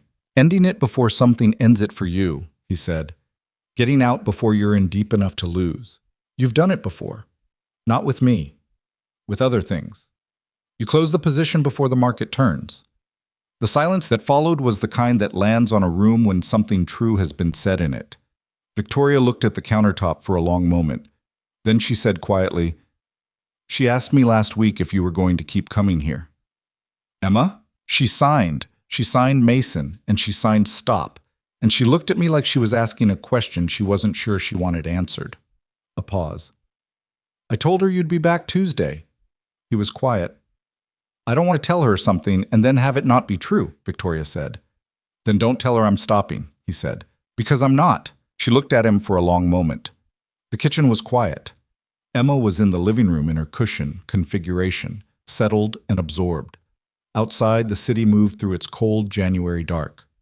Okay, Victoria said finally. Okay, he said. She picked up her mug again. He picked up his coffee. The conversation moved into other territory. The engineer candidate.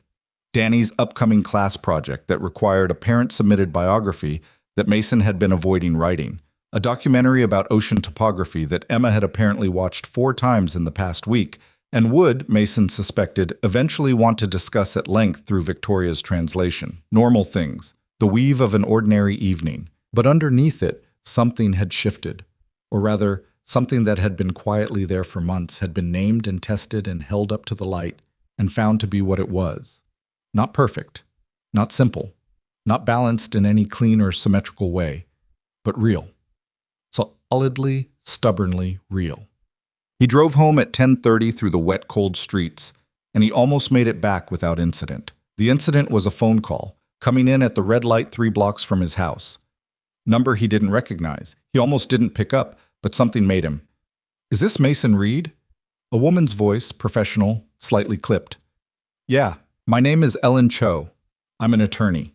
I've been retained by a client who believes you have a relationship with Victoria Hayes." A pause. "I'd like to speak with you about the guardianship case involving Emma Hayes." He sat at the green light without moving until the car behind him honked. "Who retained you?" he said. "I'm not at liberty to say." "Is this—" He took a breath. "Does Victoria know about this call?" "My client has asked that the initial contact be made discreetly." He pulled to the curb. "Discreetly," he repeated. "You're calling the girlfriend of the person filing for guardianship, without her knowledge, on behalf of a client you won't identify, asking to discuss the case. Discreetly." A brief silence from the attorney. "I'd advise caution about characterizing my client's motives," she said. "I'd advise you," Mason said carefully, "to call Victoria Hayes directly with whatever you have to say. I'm not an involved party in the legal process, and I'm not going to have a side conversation about it." He hung up. He sat on this curb for a minute. The rain came down in the fine sideways way it had been doing for 3 days and tapped against the windshield. Then he called Victoria. She picked up on the second ring. "Hey, what?" "Someone just called me," he said. "An attorney named Ellen Cho. She said she'd been retained by a client who knows about the guardianship case and wanted to talk to me about it. She wouldn't say who the client was." The silence from Victoria lasted about 3 seconds, which was long for her. "Say that again," she said, very quietly. He repeated it. When he finished, the silence lasted longer. "Renata," Victoria said. Her voice had gone flat in a particular way. Not the managed flat, the real flat. The flat of someone who has received exactly the information they were afraid of receiving and is reorganizing around it. "You don't know that," he said. "No, but I know it." A pause. "She has an attorney. That means she has someone helped her get an attorney because Renata doesn't have the money for—" She stopped. "Someone helped her. Do you have anyone who would—" "I don't know," Victoria said. "Maybe. There are people who think I—" She stopped again. He could hear her thinking, the particular quality of her silence when she was processing fast. "This is going to get complicated." "When's the guardianship hearing?" 3 weeks. "Call your attorney tonight," he said. "I don't care what time it is." "Mason, tonight," he said. "Don't wait until morning." Another pause. "Okay," she said. "Are you okay?" "No," she said. And the honesty of it, the unmanaged directness of it, landed differently than it would have 2 months ago. She was learning. Slowly, and against the grain of 22 years of operating assumptions, but learning. "Call your attorney," he said. "Then call me back." He sat on the curb and waited. The rain came down. The city moved around him, indifferent and continuous. He thought about a small girl who watched documentaries about ocean topography 4 times in a row and organized condiment racks, and had decided, 6 months ago across a rainy café, that he had kind eyes. He thought about what it would mean for Emma if the hearing went wrong. Then he stopped thinking about it, because there was nothing useful to do with that thought at 10:45 at night on the curb in the rain, and he'd learned, in 6 years of raising a child alone, the discipline of not catastrophizing things that hadn't happened yet. Victoria called back at 11:15. She'd reached her attorney. The attorney had thoughts. Preparations would begin in the morning. "How are you?" he said. "I'm running worst-case scenarios in my head." "Stop." "I know." "The hearing is in 3 weeks. Your attorney is prepared. Emma's therapist can speak to stability of placement. The school can provide a report. You have—" He stopped himself from listing more, because the list was becoming a lecture, and that wasn't what she needed. "You have a solid case." "I know," she said. "I know I have a solid case. I also know that solid cases can—" "Victoria." "I know." The line was quiet for a moment. "Emma's asleep?" he said. "Yes. She's been asleep since 9:30. She had a long day." A pause. She put the fox comforter on upside down, so the foxes are all facing the wrong way. She does that sometimes. I used to fix it when she was asleep, but I've started leaving it because I'm not sure she doesn't do it on purpose. He almost smiled. You're starting to know her. Yeah, Victoria said, and her voice did something complicated. I guess I am. After he hung up, he sat in his parked truck for a while longer.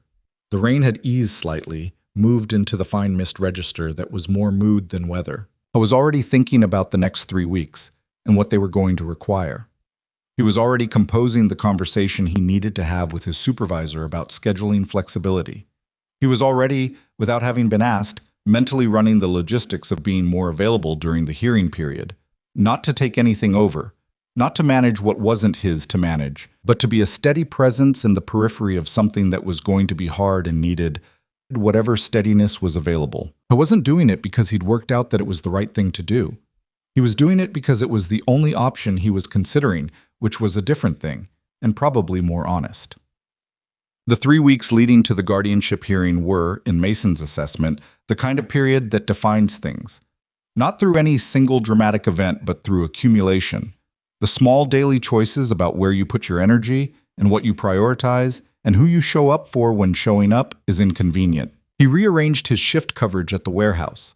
His supervisor, a practical man named Garrett, who had 2 kids of his own and a general policy of minimal questions about personal circumstances, adjusted Mason's schedule without comment. He drove Emma to school twice when Sylvia had a family emergency.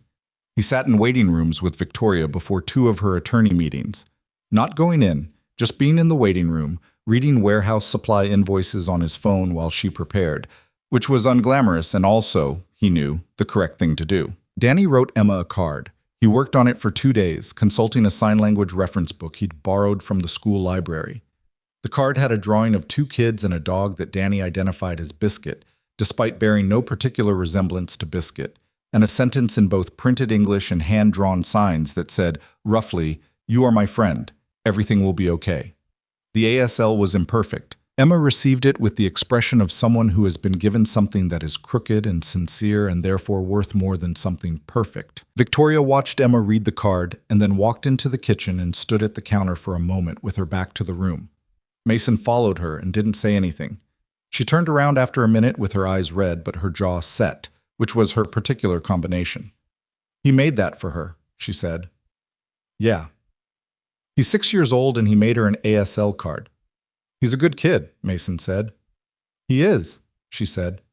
"He really is." She looked at Mason and he could see in her face the weight of everything she was carrying and also, underneath it, something that had nothing to do with exhaustion, something that was the opposite of exhaustion, something that persisted below the waterline of everything that was hard, warm, and stubborn.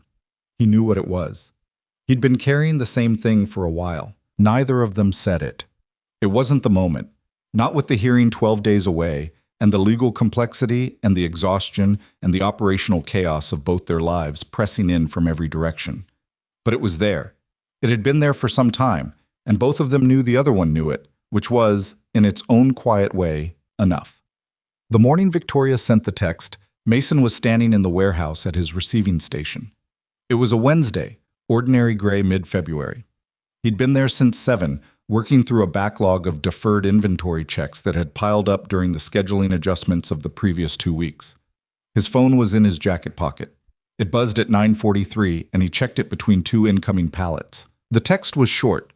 Victoria's texts were usually either very short or very precise. She didn't do the middle-length text of someone writing without editing. This one said, "I need some space to figure things out. I think we should stop for a while. I'm sorry." He read it twice. Around him the warehouse moved, forklifts and scanner beeps, and the metallic sound of a loading dock being raised. Marcus from the south dock was arguing with someone about a mislabeled shipment. The fluorescent lights buzzed at the frequency they always buzzed at, the ordinary machinery of an ordinary Wednesday. He stood in the middle of it, holding his phone. The first thing he felt was not anger. It wasn't even hurt, exactly. Or it was, but it wasn't the surface thing. The surface thing was recognition. He'd known, not that she'd do this, but that she could. That she had the instinct, the 22-year-old operating assumption, to close the position before the market turned. He'd named it to her face in January, and she'd heard it, and she'd chosen it anyway. Because hearing something true about yourself and being able to stop doing it are two different things. He stood there for another minute. Then he put his phone in his pocket and went back to the inventory check, because the work was there and required him, and because standing in the middle of a warehouse holding his feelings was not going to help anyone. He stayed busy for 4 hours. At 2 in the afternoon, he sat in his truck in the parking lot with a coffee and let himself think. He thought about the cafe in the rain and Emma's first wave. He thought about the kitchen floor in December and the winter concert and Danny's ASL card and the Fox comforter turned upside down. He thought about Victoria's voice on the phone when she said, "I don't know how to be helped," and the way she'd leaned against his shoulder in the kitchen when she'd finally admitted she was tired. He thought about the hearing, now 8 days away. He thought about Emma. He took out his phone, not to respond to the text, not yet. He opened a different app, pulled up the building management specs for a roughly 900 square foot living room in a luxury Belltown penthouse, and started thinking about partition walls. He'd been thinking about it off and on for weeks. Not as a plan exactly, more as a problem his brain had been working on in the background, the way it did with construction problems. The apartment's layout was genuinely inefficient. The living room was oversized in a way that reflected status priorities rather than functional living. A well-designed partition system could give Emma a proper room. Not a corner, not an air mattress situation, but a real room with walls and a door and the privacy. A child needed to feel like she belonged somewhere rather than was just staying somewhere. He sketched on his phone. Measurements he'd noted months ago, not for this purpose, but because his brain cataloged spatial information reflexively. Soundproofing options for a child whose relationship to the world was primarily visual and vibration-based, different requirements than standard partition work, natural light source preservation, built-in shelving that could double as a room divider element. He worked at it for an hour and a half. Then he drove to the hardware supply warehouse. Not his, a different location, the big one in Sodu, where he had a contractor account, and spent 40 minutes walking the materials and pulling what he needed. He drove to Home Depot. He drove to a specialty supplier in Fremont that stocked the soundproof panels he wanted. By 4:30, his truck bed was loaded. He sat in the supplier's parking lot and picked up his phone and typed, "I'm not going to fight you on this. But before you decide anything, I need to come by Saturday morning. I'm not there to pressure you. I have something to do." He read it back, sent it. She didn't reply that night. She replied at 7:15 the next morning, when he was in the middle of making Danny's lunch. The reply said, "Okay, just that. One word." He packed the sandwich. He made sure Biscuit's water bowl was full. He drove Danny to school in the cracked windshield truck through the gray February morning. And on Saturday, he would show up at her door with a toolbox and a truck full of materials and the absolute unglamorous intention of building her daughter a room. Not because it fixed anything. Not because lumber and soundproof panels and a well-designed partition wall were a substitute for the conversation they still needed to have, or the things she still needed to work out about herself, or the years of operating assumptions she was still learning to unlearn. But because Emma was 8 days from a hearing that would determine where she spent the rest of her childhood, and she was sleeping in a corner on an air mattress with a Fox comforter turned upside down, and Mason Reed was a man who, when he saw something that needed building, built it. That was who he was. It wasn't complicated. Saturday came in cold and dry, which was unusual for February in Seattle, and felt almost like the city was paying attention. Mason loaded the last of the materials into his truck at 7 in the morning. Danny was at Mrs. Paulson's. He'd dropped him off at 6:45, which Mrs. Paulson had accepted with the unruffled adaptability of a woman who had raised 4 children and considered nothing logistically unreasonable before 8 a.m. She'd handed Mason a travel mug of coffee without being asked and told him to drive carefully, which he'd understood as her version of, "I know what you're doing and I think it's right." He drove downtown through the quiet Saturday streets. Seattle on a February morning before 9 was a different city than the one that ran through the week. Emptier, slower, the streets wide and unhurried in a way that almost felt forgiving. He passed the Vietnamese restaurant where they'd had their second date. He passed the coffee shop near the waterfront where they'd done the parallel working Saturdays. He didn't do this as a deliberate act of nostalgia. It was simply the route, and the places were there, and he noticed them the way you notice things that have become part of a landscape you've moved through enough times to memorize. He hadn't heard from Victoria since her one-word reply Thursday morning. He hadn't sent anything else. He'd said what he needed to say, and she'd said okay, and adding more to that seemed like a mistake. Gerald was at the front desk when Mason came through the lobby with the first load of materials. The doorman looked at the partition panel, the tool case, and Mason's general expression of someone who had gotten up early with a specific purpose and intended to accomplish it. "Ms. Hayes expecting you?" Gerald said. "She is," Mason said. Gerald called up. There was a brief exchange. Then Gerald nodded and reached for the elevator button. She said to go up. On the elevator, Mason looked at his own reflection in the mirrored doors and thought about what he was doing and whether it was the right thing, not in a spiraling way, just checking. He'd learned that about himself.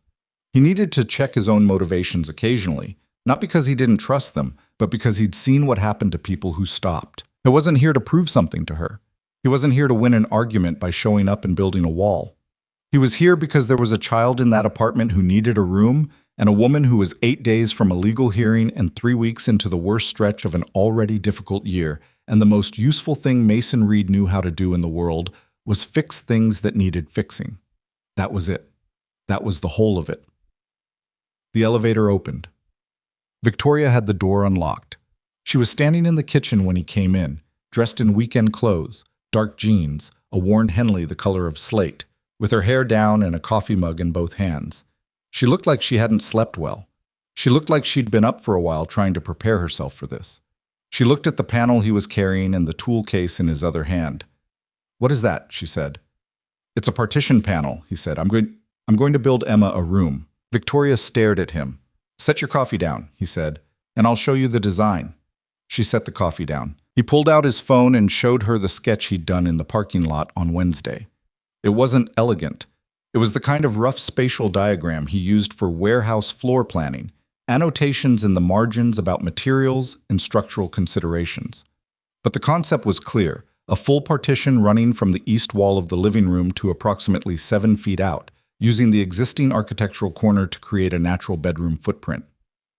Soundproof panels, a proper door with a threshold, built-in shelving on the exterior face that would serve the living room space, while the interior face would be Emma's to use as she needed. A curtain window created by the partition's position relative to the existing window, giving the new room both natural light and privacy, via a simple curtain rod solution that required no structural modification to the window itself. Victoria looked at the sketch for a long time. "This is," she started. "About 400 square feet," he said. "Emma gets a real room. You don't lose the living space entirely. The remaining area is still functional, just more honestly sized for how you actually use it." "How long have you been thinking about this?" "Since November," he said, "when you told me she was sleeping on the air mattress." Victoria was quiet. "I didn't do anything about it then because it wasn't my place," he said. "It's still not exactly my place, but the hearing is in 8 days and a child's stable home environment it matters to the court. A real room matters. And more than the court, it matters to Emma." "Mason, I know what you said in the text," he said, not unkindly. "I'm not here to argue about that. I meant it when I said I wasn't here to pressure you. I'm here to build something that needs to be built. That's separate from everything else." She looked at him for a moment. Her expression was doing the complicated thing it did when she was feeling more than she'd planned to. "Where do we start?" she said. He handed her the sketch. "Emma needs to see this first," he said. "It's her room. She should approve the design." Victoria looked at the sketch in her hands, and then she looked up at him, and whatever she was feeling moved visibly through her face before she got it back under control. "I'll wake her up," she said. Emma processed the sketch with the thoroughness of someone who understood that decisions made about your space were decisions made about your life.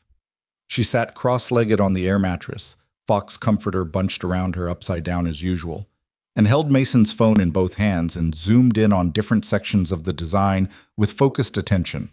Victoria sat beside her, interpreting the conversation that followed. Emma pointed to the window portion of the sketch and signed a question. "She wants to know if she can choose the curtain," Victoria translated.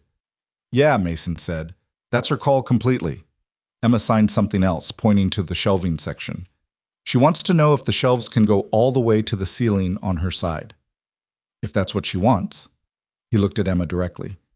I can do full height shelving on the interior. That's about 9 feet. It would take longer, but Emma was already nodding before Victoria finished the translation. The nod of someone who had made a decision before the question was fully formed. Full height it is, Mason said. Emma signed again. Victoria's face went briefly soft before she translated. She says, can Danny come help? Mason looked at his phone, looked at the time. I can call him, he said. He's at the neighbor's. Victoria translated. Emma signed something short and decisive. She says yes, Victoria said. Call him. Mrs. Paulson answered on the second ring, which meant Danny was probably within 3 feet of the phone. Mason explained the situation in approximately 30 seconds, and Mrs. Paulson handed the phone to Danny without comment. Dad, what's happening? Danny said immediately. He had the radar of a child who sensed something was different in the frequency of a call. I need your help with something, Mason said. I'm at Victoria's. I'm building Emma a room. She asked if you could come. A pause of about 1 second. Emma asked. Yeah. Like she specifically said my name? She signed it, yeah. Another pause, shorter. Okay, let me get my shoes. Mrs. Paulson needs to bring you. She's already getting her keys, Dad. I heard her. Mason heard Mrs. Paulson say something in the background. Danny said, she says she wants to see how it turns out, too. Mason looked at Victoria. Victoria looked at Mason. Emma, who had been watching the call from the air mattress with complete attention, signed something that made Victoria put her hand briefly over her mouth. What did she say? Mason said. She said, Victoria managed, the more the better. Mrs. Paulson did not stay. She dropped Danny off, surveyed the assembled materials in the living room entryway, with the assessing eye of a woman who had watched home renovation projects at high volume for decades, told Mason the partition design looked structurally sound, and left with the quiet satisfaction of someone whose business here was complete. Danny arrived like the arrival of a weather event, immediate, present, already talking. Emma, he said, and signed her name with the improved accuracy of 7 weeks of occasional practice. Emma signed back, faster, something Danny didn't catch. He looked at Victoria. She says your sign is better, Victoria said. She's impressed. Danny stood up straighter with the uncomplicated pleasure of being recognized by someone whose opinion he valued. I've been practicing, he said. Then, directly to Emma, in slow and careful signs, I practiced for you. Emma watched his hands. Then she stood up from the air mattress and walked to him with the deliberateness she brought to things she'd decided on, and she hugged him. It was a quick hug, compact and sincere, the hug of a child who doesn't give them casually. Danny, to his credit, didn't make it weird. He just hugged back and then stepped away and said, Okay, what do we do first? Mason put him to work on the screws. It was a real job, organizing the hardware by type and length into the small segmented tray Mason had brought, in preparation for the order in which they'd be needed.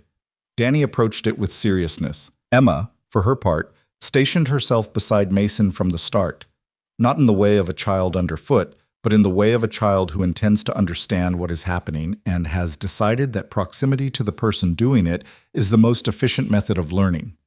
You can hand me things, Mason said to her, pointing to the tools and then to himself. When I need something, I'll show you the sign for it, Victoria translated. Emma nodded once, emphatically, and picked up the level with the air of someone accepting a commission. Victoria had expected to stand back and watch. That was how she'd planned it, in the mental rehearsals she'd run in the 48 hours between Thursday morning's okay and Saturday's arrival. She'd planned to let him work, to be available but not in the way, to manage the children and the logistics and stay out of a process she had no expertise in. What actually happened was different. Mason handed her a panel at 7 minutes in. Not gently, not with the careful deference of someone handling a person who might break. He just held it out and said, Hold this steady at the line, and pointed to the chalk mark he'd snapped along the floor. And Victoria took it because the instruction was clear and the panel was right there, and there wasn't really an alternative.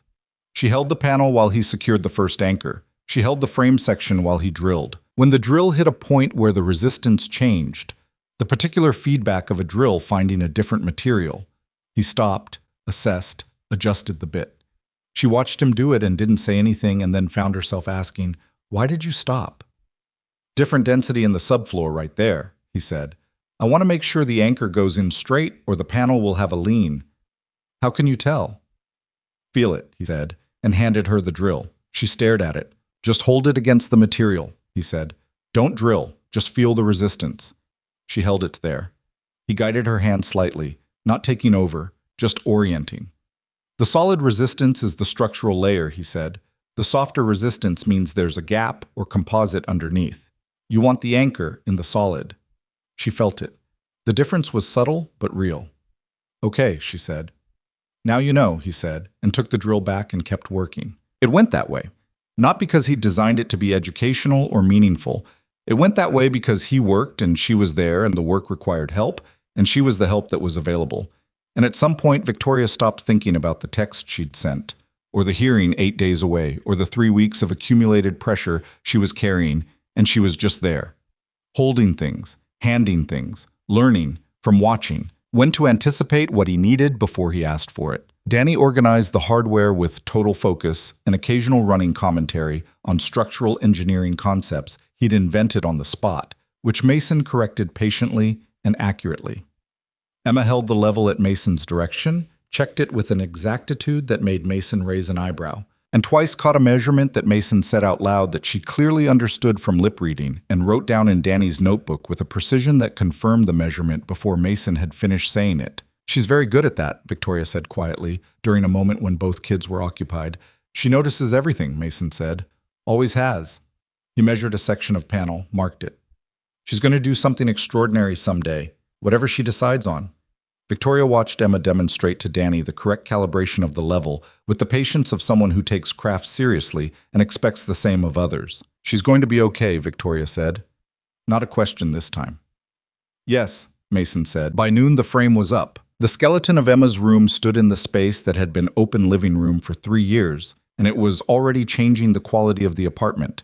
Not diminishing it, but restructuring it, making it make more sense. The proportions had always been slightly off in Victoria's living room, she realized now. Too much empty space that the furniture sat in without claiming. The partition created definition, a purposeful division that the room had always needed and never had. Emma stood inside the framed space, her framed space, and turned around slowly, looking at the walls that weren't walls yet, the ceiling height, the window placement. Her face was the focused, careful face she wore when she was assessing something important. Then she looked at Mason and signed. What did she say? Danny said, looking between Emma and Victoria. Victoria's voice was steady. She says it feels like hers. Danny beamed. Because it is hers, he said, with 6-year-old certainty about the nature of things. Emma looked at him. Then she signed again, pointing at the shelf space. She wants to know, Victoria started, and had to pause. She wants to know if there's room for her drawings on the shelves. The whole top section is for whatever she wants, Mason said. He looked directly at Emma and indicated the upper half of where the shelving would be, and then gestured in a way that meant yours. Do what you want. Emma's serious mouth bent into the small, precise smile she reserved for things she genuinely approved of. They broke for lunch at 12:30. Mason had packed sandwiches. He'd made them that morning before loading the truck. The same way he always had a thing ready, because not having a thing ready cost you time and energy you needed for the actual work. He'd made 4, because he'd known there would be 4 people. Victoria looked at the sandwiches on the counter. You made those this morning, she said, before I loaded the truck. You made lunch for 4 people before 7 a.m. The bread was going stale anyway, he said. She looked at him for a moment with an expression she didn't try to manage. Then she started handing out plates. They ate on the floor of the kitchen because all the island stools were being used to hold materials, and no one had cleared them. Danny considered this delightful. Emma ate with the systematic efficiency of someone fueling up for more work. Mason ate and reviewed the afternoon plan. Victoria ate half her sandwich before Danny started explaining his theory of why sandwiches tasted better when you sat on the floor, and she started laughing before she could stop herself. The full laugh, the undefended one, and the sandwich theory required Danny to repeat it twice because Emma was laughing too, and the translation was delayed. Victoria laughed until her eyes watered, which she appeared mildly surprised by, and then she rubbed her face with the back of her hand and looked at Mason, who was watching her with the quiet attention he gave things he wanted to remember. What? She said. Nothing, he said. You should do that more. She looked at him for a second. Then she looked at her sandwich. I know, she said, more to herself than to him. The afternoon was harder work. Panel installation, soundproofing application, the door frame fitting that required 3 separate adjustments because the floor wasn't perfectly level, which Mason had anticipated but which still required patience and 2 trips back to the materials to recut a threshold piece. Victoria had graduated from holding things to actually fitting and pressing the soundproof panels into the interior frame channels. It turned out to be work that rewarded carefulness over strength, and she was meticulous by nature, and after Mason showed her the correct seating position for the panel edge, she stopped needing to be shown.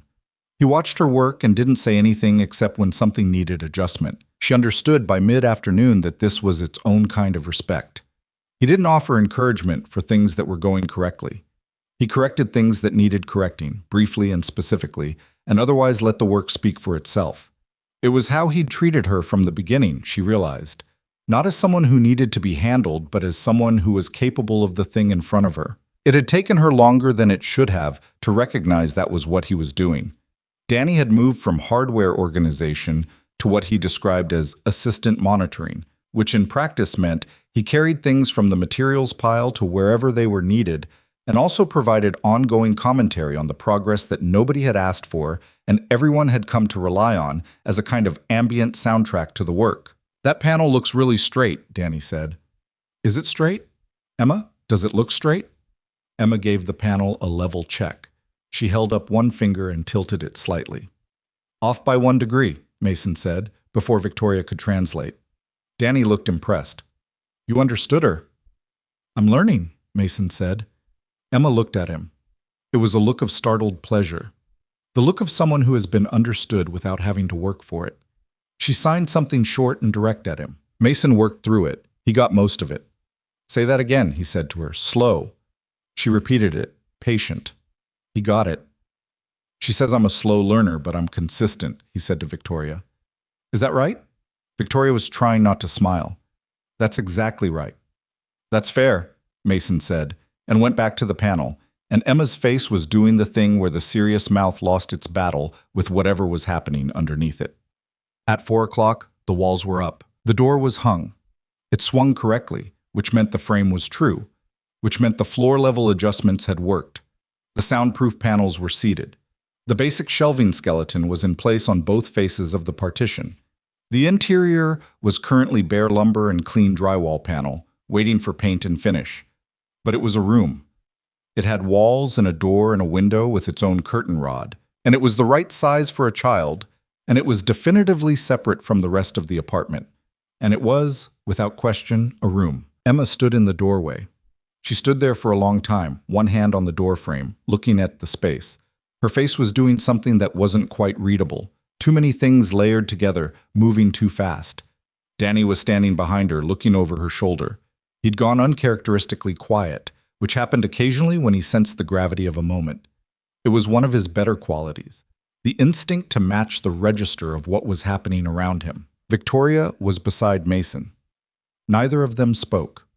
Emma stepped inside. She walked to the center of the room, which took about 4 steps. It wasn't a large room. It was exactly the right size. And she turned around slowly, the way she'd done when just the frame was standing. She looked at the walls. She looked at the shelving. She looked at the curtain rod above the window, empty for now, waiting for whatever she chose to hang there. Then she turned to face the doorway, where they were all standing, Mason, Victoria, Danny in a row, watching her. She signed something. It was a longer signing than usual. She took her time with it, her face serious and open and younger than it usually looked. The careful evaluation gone for once, just her face without the guard. Victoria made a sound that wasn't a word. What did she say? Danny said. Victoria pressed her hand over her mouth for a moment. Then she lowered it. Her voice was controlled by effort. She says, Victoria stopped, tried again. She says this is the first room that's been hers. Not a room she was staying in, not a room in someone else's house. Hers. Danny didn't say anything for a moment. Then he walked into the room, past Emma, went to the corner, and sat down on the floor. Then we should put our stuff in it, he said. So it looks like someone lives here. Emma watched him sit down. Then she sat down next to him. She pulled the fox comforter, which she'd carried in from the air mattress at some point without anyone noticing, over both of them with the practical efficiency of someone who has learned to make things comfortable with whatever is available. Danny looked at the comforter. "The foxes are upside down," he said. Emma looked at him, then she signed something. "She says that's how she likes them," Victoria said, very quietly. "Oh," Danny said. "Okay," and settled in. Victoria made a sound that was halfway between a laugh and something else entirely, and Mason looked at her and she was crying.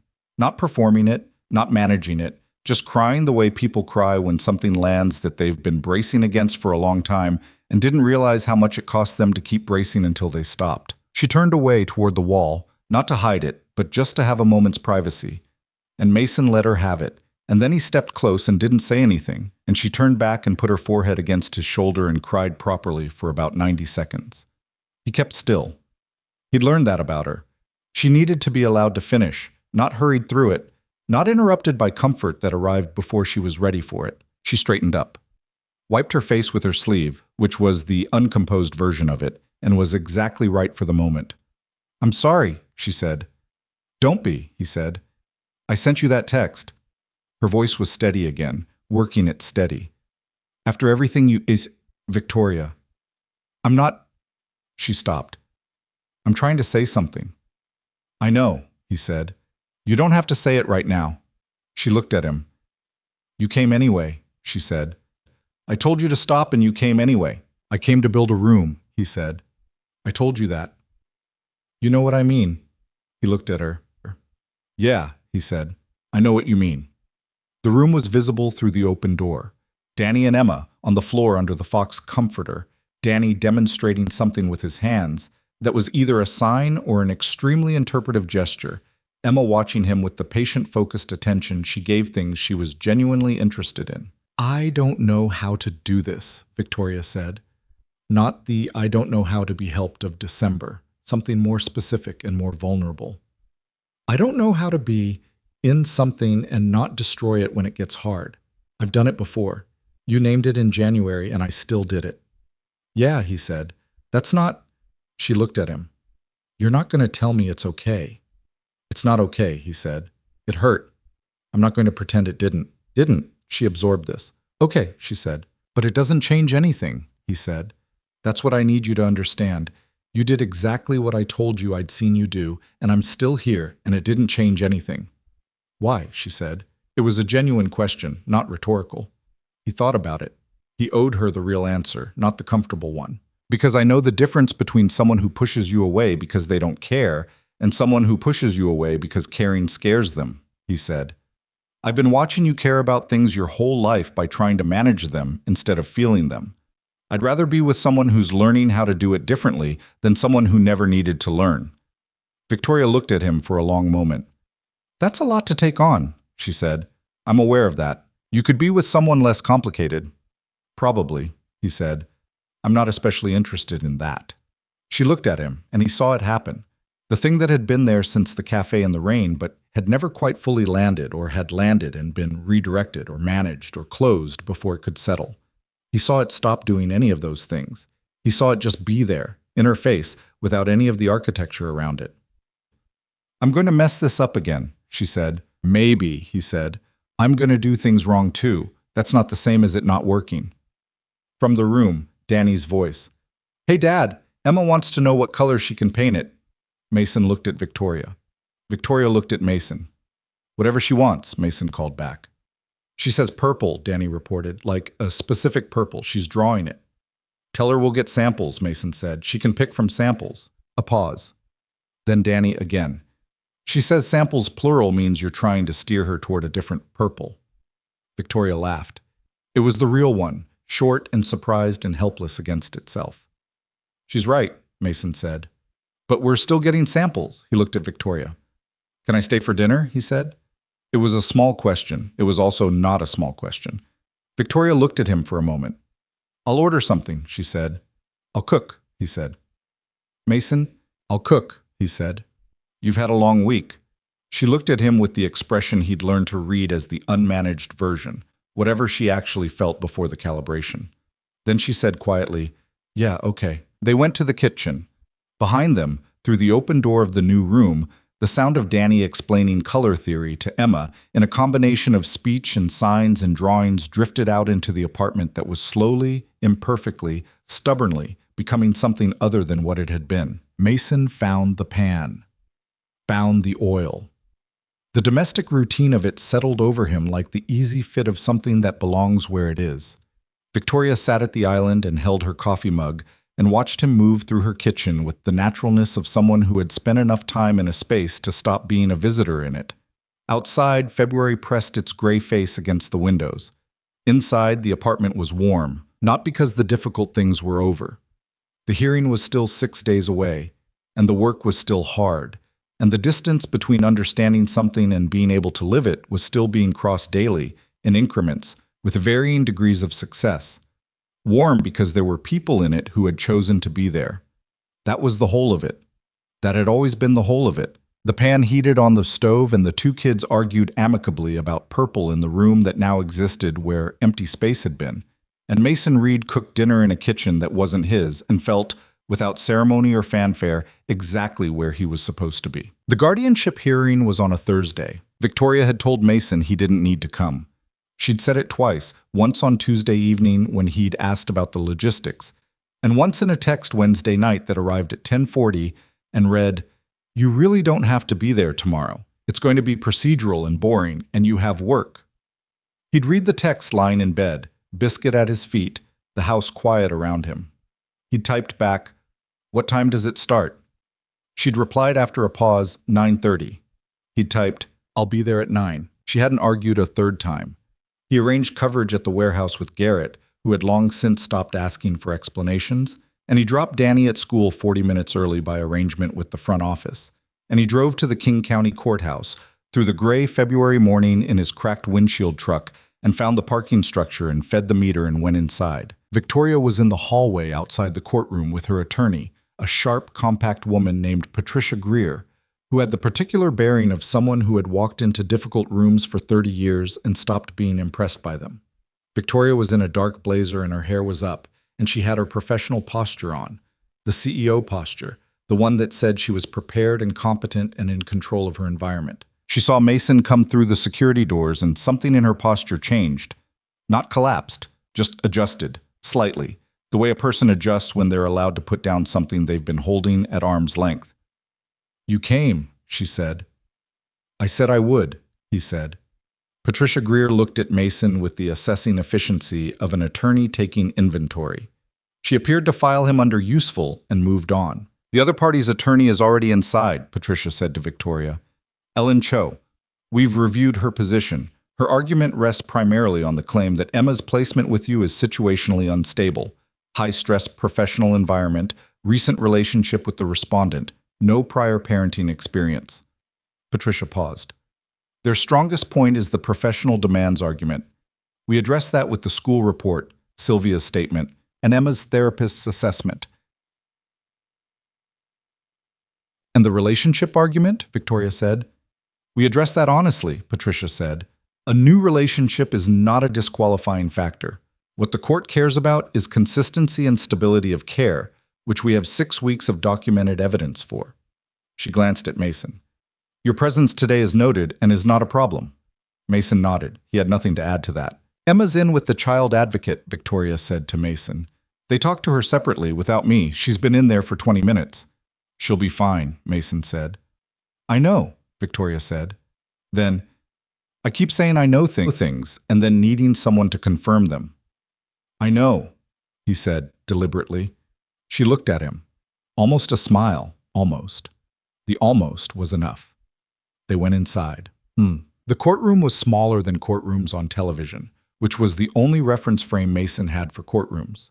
Wood-paneled, fluorescent lit, the kind of functional, institutional space that wasn't designed to be comfortable because comfort wasn't the point. The judge was a woman in her 50s named Honorable Diane Ferris, with reading glasses on a chain and the economy of expression of someone who heard a lot of arguments and had developed a reliable internal filter for the ones that mattered. Ellen Cho was at the opposite table, composed, organized, about Victoria's age, with the careful professional courtesy of an attorney who had been hired to argue a position she may or may not personally believe in. She nodded at Patricia Greer across the room. Patricia nodded back. The nod of professionals who have faced each other before and regard each other without sentiment. Mason sat in the gallery. He was not a party to the proceeding and had no role except to be present, which was, he'd come to understand, a legitimate and sometimes necessary role. He sat and he watched and he kept his attention on Victoria. She was steady at the table. Her voice when she spoke was measured and factual. She answered the judge's questions directly, without hedging, without performing emotion she didn't have, or suppressing emotion that was genuine. When the judge asked about Emma's transition into her care, Victoria said, "It was hard for both of us. I won't tell you it wasn't. Emma had been through disruption before I had legal responsibility for her, and adjusting to stability takes time when you've learned to expect instability. I made mistakes in the first weeks. I underprepared for what she actually needed versus what I thought she needed. I've been correcting that, with help from people who know more than I do." The judge looked over her glasses. What kind of help? Emma's therapist, her school, her caregiver, Sylvia Ortega, who has 11 years of experience working with deaf children, and Victoria paused for one beat, the fraction of a pause that meant she was deciding something. And people in my personal life who've helped me understand what building a stable home actually requires. The judge made a note. Ellen Cho's argument was professional and moderately compelling. Victoria's work demands were real. The adjustment period had been documented by the therapist's own records as challenging. The professional relationship between Victoria and Emma was newer than 6 months. Cho was careful not to attack Victoria personally. She argued structural instability, not character. Patricia Greer's counter-argument was methodical and specific, school attendance records. Therapist assessment noting marked improvement in Emma's emotional security indicators over the prior 6 weeks. Sylvia Ortega's written statement.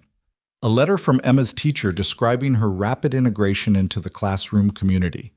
Then the child advocate came in. Her name was Wendy Park, and she was a small woman in her 40s who sat in the witness chair with the ease of someone who had done this enough times to have stopped being nervous about it. She had spent 40 minutes with Emma that morning. "Can you describe Emma's state of mind during your conversation?" the judge asked. She's a perceptive child," Wendy Park said. "She communicates with a directness that some adults find surprising. When I asked her how she felt about living with her aunt, she didn't answer immediately. She thought about it. Then she signed a phrase I want to read into the record accurately." Wendy consulted her notepad. The interpreter present rendered it as, "It's where my things are. It's where my room is. It's where I belong." The room was quiet for a moment. Victoria's hands, clasped on the table in front of her, tightened fractionally. Mason sat in the gallery and looked at the ceiling for exactly 2 seconds to get himself back under control. Then he looked back at the room. "Did Emma express any reservations about her current placement?" the judge asked. "She expressed one concern," Wendy Park said. "She signed. She wanted to know if the decision today would change anything. I explained that the hearing was to make her placement official and permanent. She asked me to tell the judge." Wendy looked at her notepad again. "Don't change the room. I just painted it." Judge Ferris looked at Wendy Park over her glasses. Then she wrote something down. Across the room, Ellen Cho glanced at her own notes and appeared to make an assessment of the current trajectory of events. It took Judge Ferris 40 minutes to return with a decision, during which Victoria sat in the hallway on a bench with her hands folded in her lap and said very little. Mason sat beside her. Patricia Greer made calls at a distance that was respectful of the moment while remaining close enough to return quickly. "She said don't change the room," Victoria said at one point, to the floor in front of her mostly. "Yeah," Mason said. "She has a very specific sense of priorities. She gets that from you," he said. Victoria looked at him. Something moved through her face. "You think?" "The way she assessed that café," he said. "The condiment rack. Every situation she walks into, she figures out immediately what the important variables are and focuses on those. You do the same thing." Victoria considered this. "I never thought of it that way." "I know," he said. "You don't always see the things about yourself that are good." She was quiet for a moment. "I've been thinking," she said carefully, "about what you said on Saturday, about closing positions before the market turns. You don't have to." "I want to," she said. I've been thinking about where it comes from, the need to end things before they end on their own. She looked at the floor. My father left when I was 14, very cleanly, very efficiently. He just reorganized his life, and we were on the other side of the reorganization. Renata was 11. She paused. I decided a long time ago that the safest position was to be the one who left, not people. I don't leave people, but things, situations, anything that might reorganize around me. Mason didn't say anything. He just let it be there. I almost reorganized around Emma, she said, very quietly. When Renata first left, I thought not about giving Emma up, but about containing it, managing it from a professional distance. Sylvia full-time, minimal disruption to the work structure, technically adequate guardianship.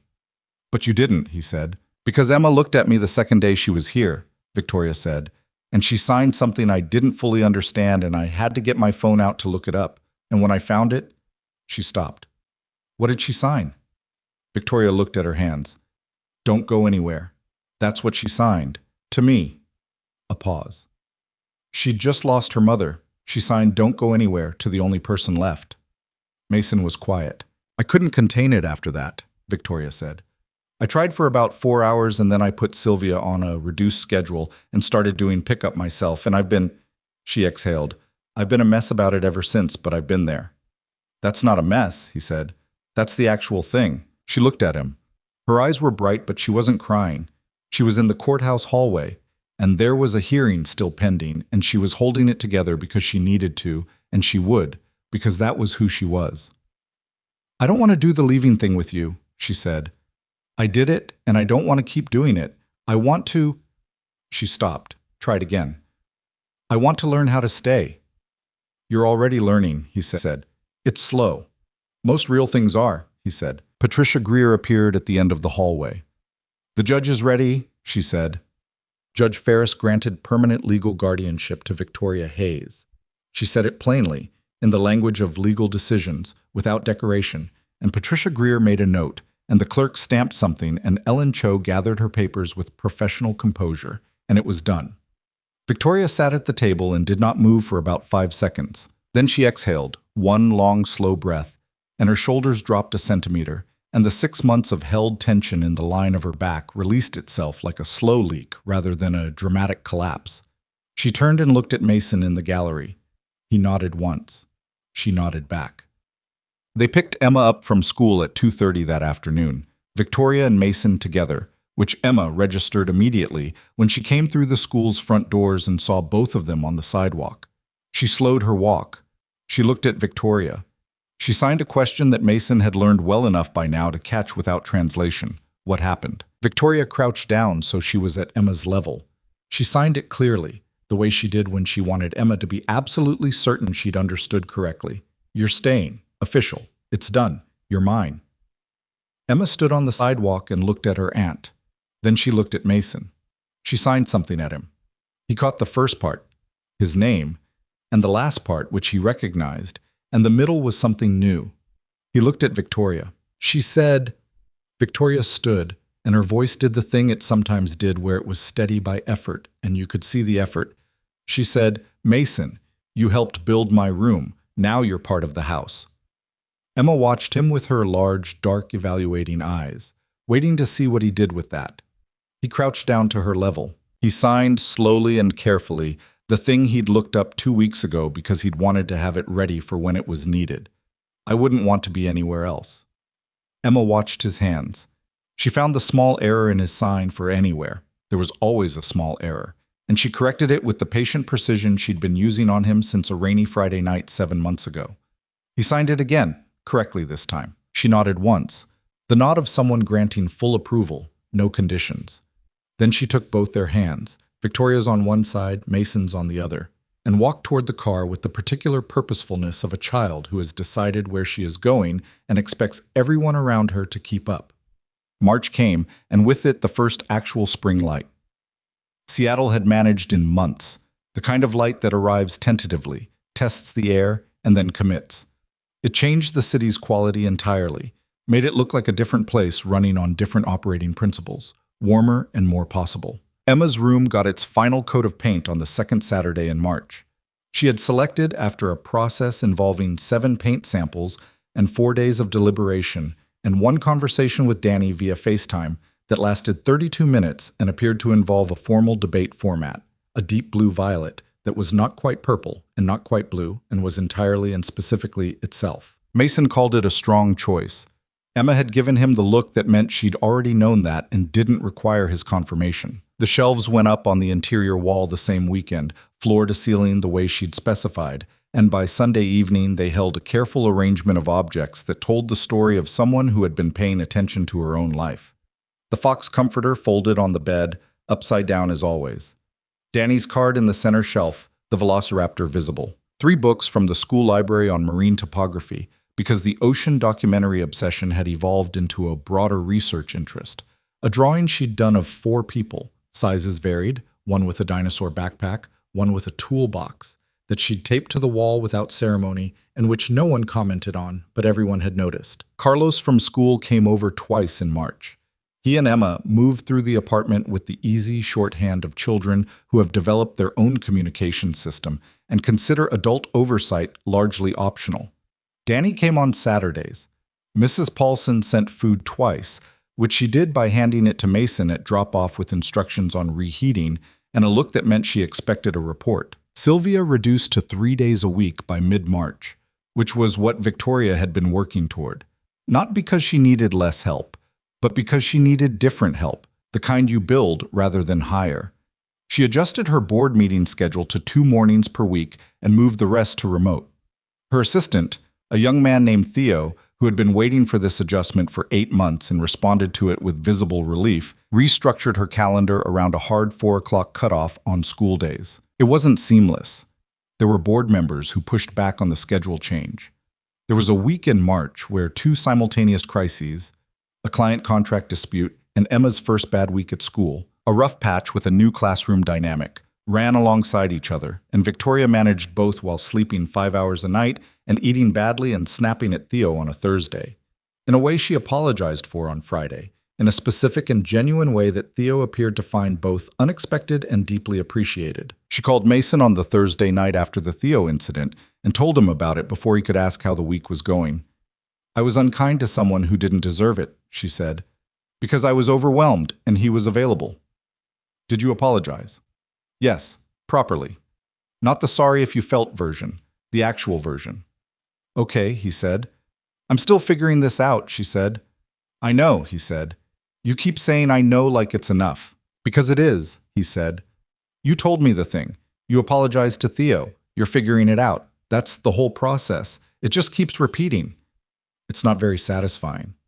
"No," he agreed, "but it works." She was quiet for a moment. "I don't know how you're so patient with me." "I'm not patient with everything," he said. "I have a very short fuse about mislabeled inventory and people who don't use turn signals. Those are very specific." "I know what I am," he said. "I'm patient with the things that matter to me." Another silence, the kind that had texture to it. "Am I going to see you Saturday?" she said. "I'll bring Danny at 10, he said. "He wants to help Emma build something. I don't know what. I've learned to stop asking in advance." "She mentioned a shelf system for her books," Victoria said. "I think she has plans." "Of course she does," he said. April brought the rain back, which was expected, and also brought a development nobody had anticipated. Danny Reed fell completely and thoroughly in love with sign language. It had been building for months. The FaceTimes with Emma, the YouTube tutorials, the library reference book.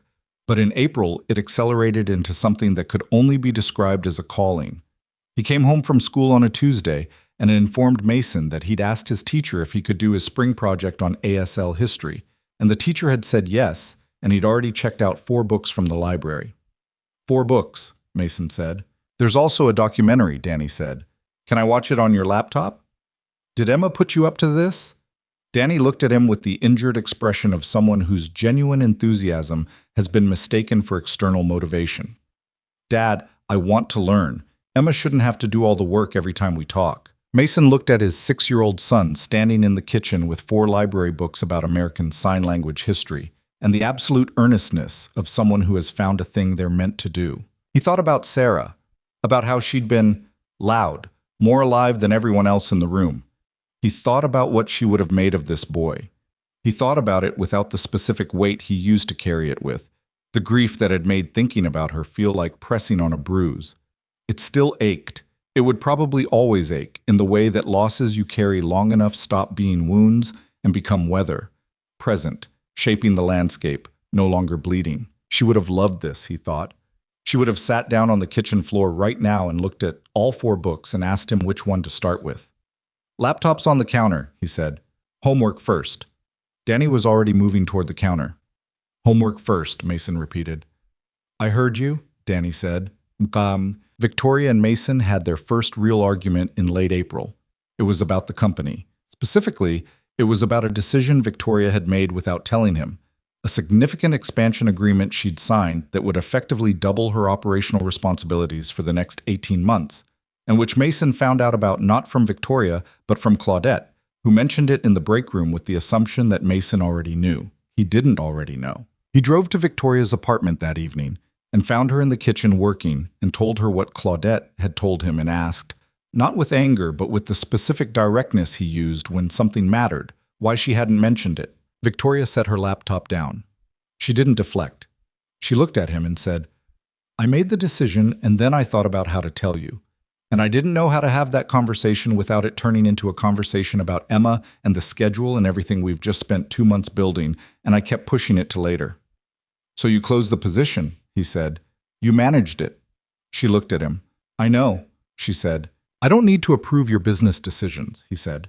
That's not what this is about. This is about you telling me things that affect our life, because that's what we have now. A life. Together. That means the things that affect it go in the conversation. I know, she said again, quieter. You did the thing, he said, the containing thing, where you make decisions inside a sealed room so they can't be questioned. I know I did, she said. I'm not arguing with you. I need you to actually know it, not just say it. Mason. Her voice was even but with effort. I know. I saw it the moment Claudette's name came out of your mouth. I know exactly what I did and why I did it, and I'm not proud of it, and I'm not asking you to be fine with it. She paused. I'm asking you to give me the room to keep getting it wrong sometimes while I figure out how to get it right. He looked at her for a long moment. That's fair, he said. It's also not enough, she said. I know that too. You deserve better than someone who keeps needing to be caught. You caught yourself this time, he said. I didn't have to explain it. She absorbed this. Still, she said. Still, he agreed. They stood in the kitchen, not touching, the argument sitting in the room between them like furniture that had been rearranged and hadn't been fully put back yet. Emma was in her room. The door was closed. The purple-blue walls were visible through the gap at the base of it where the threshold wasn't perfectly level, which was Mason's small imperfection in an otherwise solid construction that he'd noticed every time and not yet corrected. He'd get to it eventually. Not everything needed to be fixed immediately. Some things you lived with for a while because the rest of the structure was sound. I'll tell you the scope of it, Victoria said. The expansion. All of it. Okay, he said. She told him. It took 20 minutes. He asked questions that were specific and useful. Logistics, personnel load, schedule implications. And she answered them honestly, including the parts that were uncertain. It was the real version of the conversation, the one that required something. By the end of it, they were sitting at the island with coffee, and the furniture was back where it belonged, and neither of them were pretending the argument hadn't happened, or that it had been resolved by something other than both of them choosing to stay in it. I'm gonna need help, she said. With the schedule adjustment, Emma's pickup on the days Sylvia isn't in. I can do Tuesdays and Thursdays, he said. She looked at him. That's your worst shift days. Garrett owes me, he said, and Danny gets out at the same time. I can do both pickups. Mason, Victoria. He said it in the tone that meant he'd already thought it through, and the conversation about whether he was sure was one they'd already had and didn't need to have again. She looked at her coffee. Okay, she said. Okay, he said. May arrived without drama, which was its own kind of gift. The expansion rollout started, and Victoria was busy in the way she was built to be busy, focused, solving problems, running slightly ahead of the work. She was better at leaving it at the office than she'd been 6 months earlier. though not perfectly. Some evenings she came home carrying it visibly, the operational weight of the day still running behind her eyes. And Mason had learned to read the difference between the evenings she needed to talk through it and the evenings she needed to put it down completely and just be in the room with people who weren't asking her to perform. He didn't ask her to perform on those evenings. He cooked dinner. He let Emma and Danny's noise fill the apartment in the way that it did. Danny's ongoing signing vocabulary project had become a family project, with Carlos and Emma jointly developing what Danny described as an expanded curriculum that nobody had asked them to develop, but which appeared to be quite effective. The apartment had a whiteboard now, a small one on the kitchen wall, that Emma used to post the week's new signs the way a teacher posts vocabulary. Danny studied it with religious dedication. Mason learned from it too, and his signing had improved to the point where he and Emma could hold a simple conversation without Victoria in the middle, which had happened for the first time in March, and which Emma had marked by signing to him. Took you long enough. He'd laughed out loud, which surprised both of them. One evening in late May, a Thursday, warm enough to have the windows cracked for the first time since October, the sound of the city drifting up from the street below. They were all on the living room floor assembling a furniture piece that Victoria had ordered and that had arrived in a flat box with instructions that described themselves as straightforward and were not straightforward. Danny was reading the instructions with the focused authority of someone who had never successfully assembled flat-pack furniture but had strong feelings about the process. Emma was sorting hardware with the organized precision she brought to anything involving small objects. Victoria and Mason were on the floor with the panels, trying to orient them correctly. Step 4 says to insert the cam lock before the dowel, Danny said. Step 4 is wrong, Mason said. You can't say the instructions are wrong. The instructions are wrong, Mason said. Do the dowel first or the cam lock won't seat. Dad. Danny. Danny looked at Emma.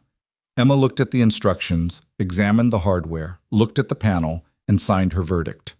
Danny looked at Mason. Emma says you're right, but you should have read the instructions first before declaring them wrong.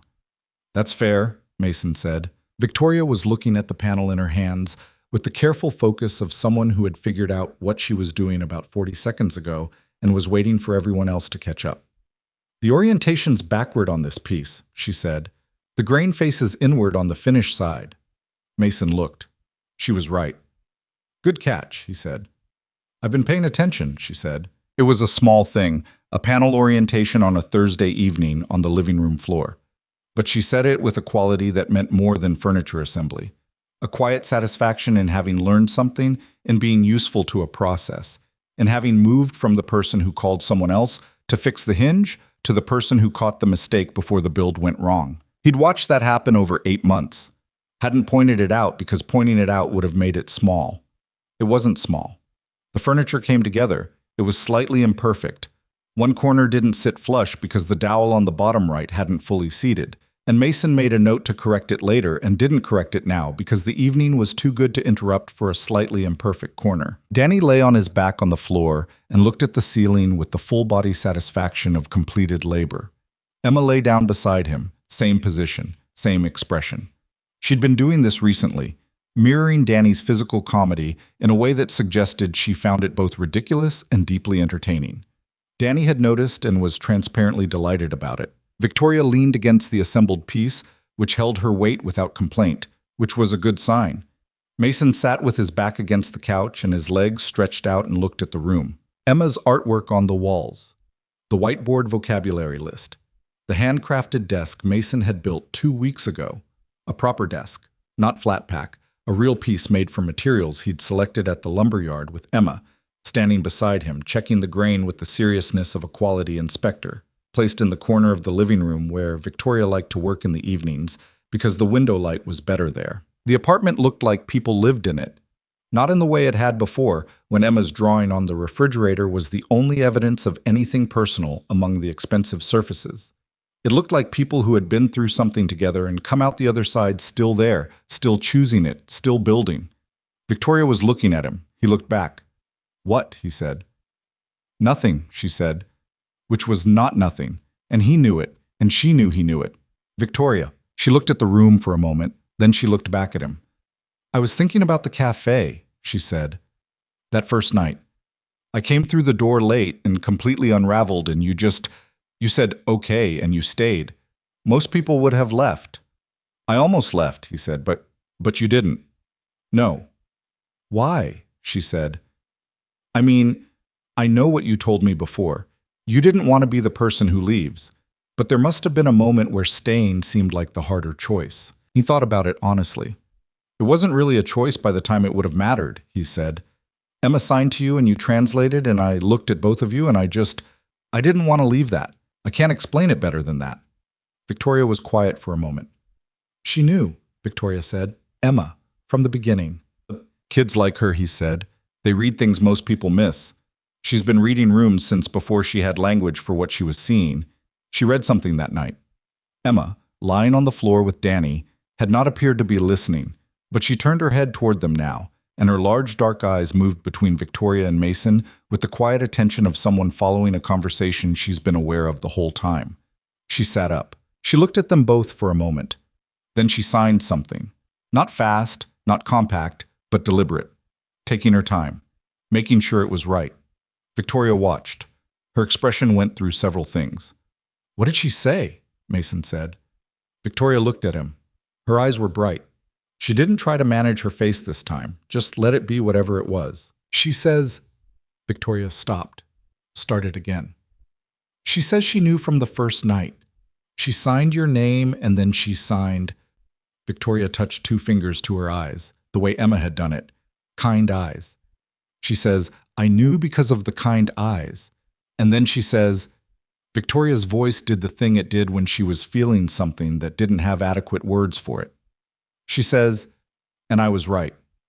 The room was quiet. Danny had sat up too, and he was looking at Emma with the open, uncomplicated affection of someone who has chosen his people and doesn't have any complicated feelings about it. She was right, Danny said. Emma looked at him, gave him the nod. The full approval nod, no conditions. Mason sat on the living room floor in the warm May evening, in the apartment that no longer looked like a magazine spread and hadn't for months. And he thought about all the things that had built this moment. The rainy Friday and the cafe door blown open, the cabinet hinge and the kitchen floor, the winter concert and the text he'd read in a warehouse, and the truck bed full of materials and a child's first room. The arguments and the apologies and the slow, patient work of learning how to be in something without destroying it from the inside. He thought about the thing he'd come to understand, not in a single moment, but incrementally, over 8 months of showing up. That love isn't a feeling that arrives and then requires maintenance. It's a practice. It's the daily choice to stay in the room when leaving is easier. It's the willingness to be known, actually known, edges and failures and imperfections and all, and to keep showing up anyway. It can't be managed from a professional distance, or contained in a strategy or protected by the habit of leaving first. It requires the same thing that building anything real requires, showing up with your tools and your hands and your willingness to work. On the days when it's good and the days when it's hard and the days when you're not sure yet how it's going to turn out. I was not a perfect man. Victoria was not a perfect woman. They were two imperfect people who had been through enough hard things to know what mattered and what didn't, and who had, slowly, without any particular plan, building it the way you build something that lasts, one honest piece at a time. Built something that held. Victoria was still looking at him. What are you thinking about? She said. He looked at her. That I'm glad I stayed at the cafe, he said. She held his gaze for a moment. Then her mouth curved into the smile. The real one. The full one. The one that changed the whole architecture of her face. Me too, she said. Me too. Outside, the city moved through its warm May evening, and the windows were open, and the light was the kind of light that made things look more like themselves. Clearer, more honestly lit. And in the apartment on the 14th floor, in the room where two kids were now engaged in an energetic disagreement about the correct way to sign something that would probably take 20 minutes to resolve, and a half-assembled piece of furniture stood against the wall with one slightly imperfect corner that nobody was in any hurry to fix, and a whiteboard on the kitchen wall had 7 new vocabulary words written in Emma's careful hand. In all of that ordinary, imperfect, built piece-by-piece living, something whole was quietly and stubbornly present. Not because everything had worked out perfectly. Not because the hard things were over or the imperfect people had become perfect. Because they had all, in their own ways, learned the same thing that Emma had known from the beginning, reading a room across a rainy cafe on the night she decided a stranger had kind eyes. That belonging isn't assigned, it isn't inherited or bought or arranged. It's recognized, and then it's chosen, and then it's built every day with whatever you have in your hands. And once you've built it, really built it, in the true and solid way, you don't leave, you stay.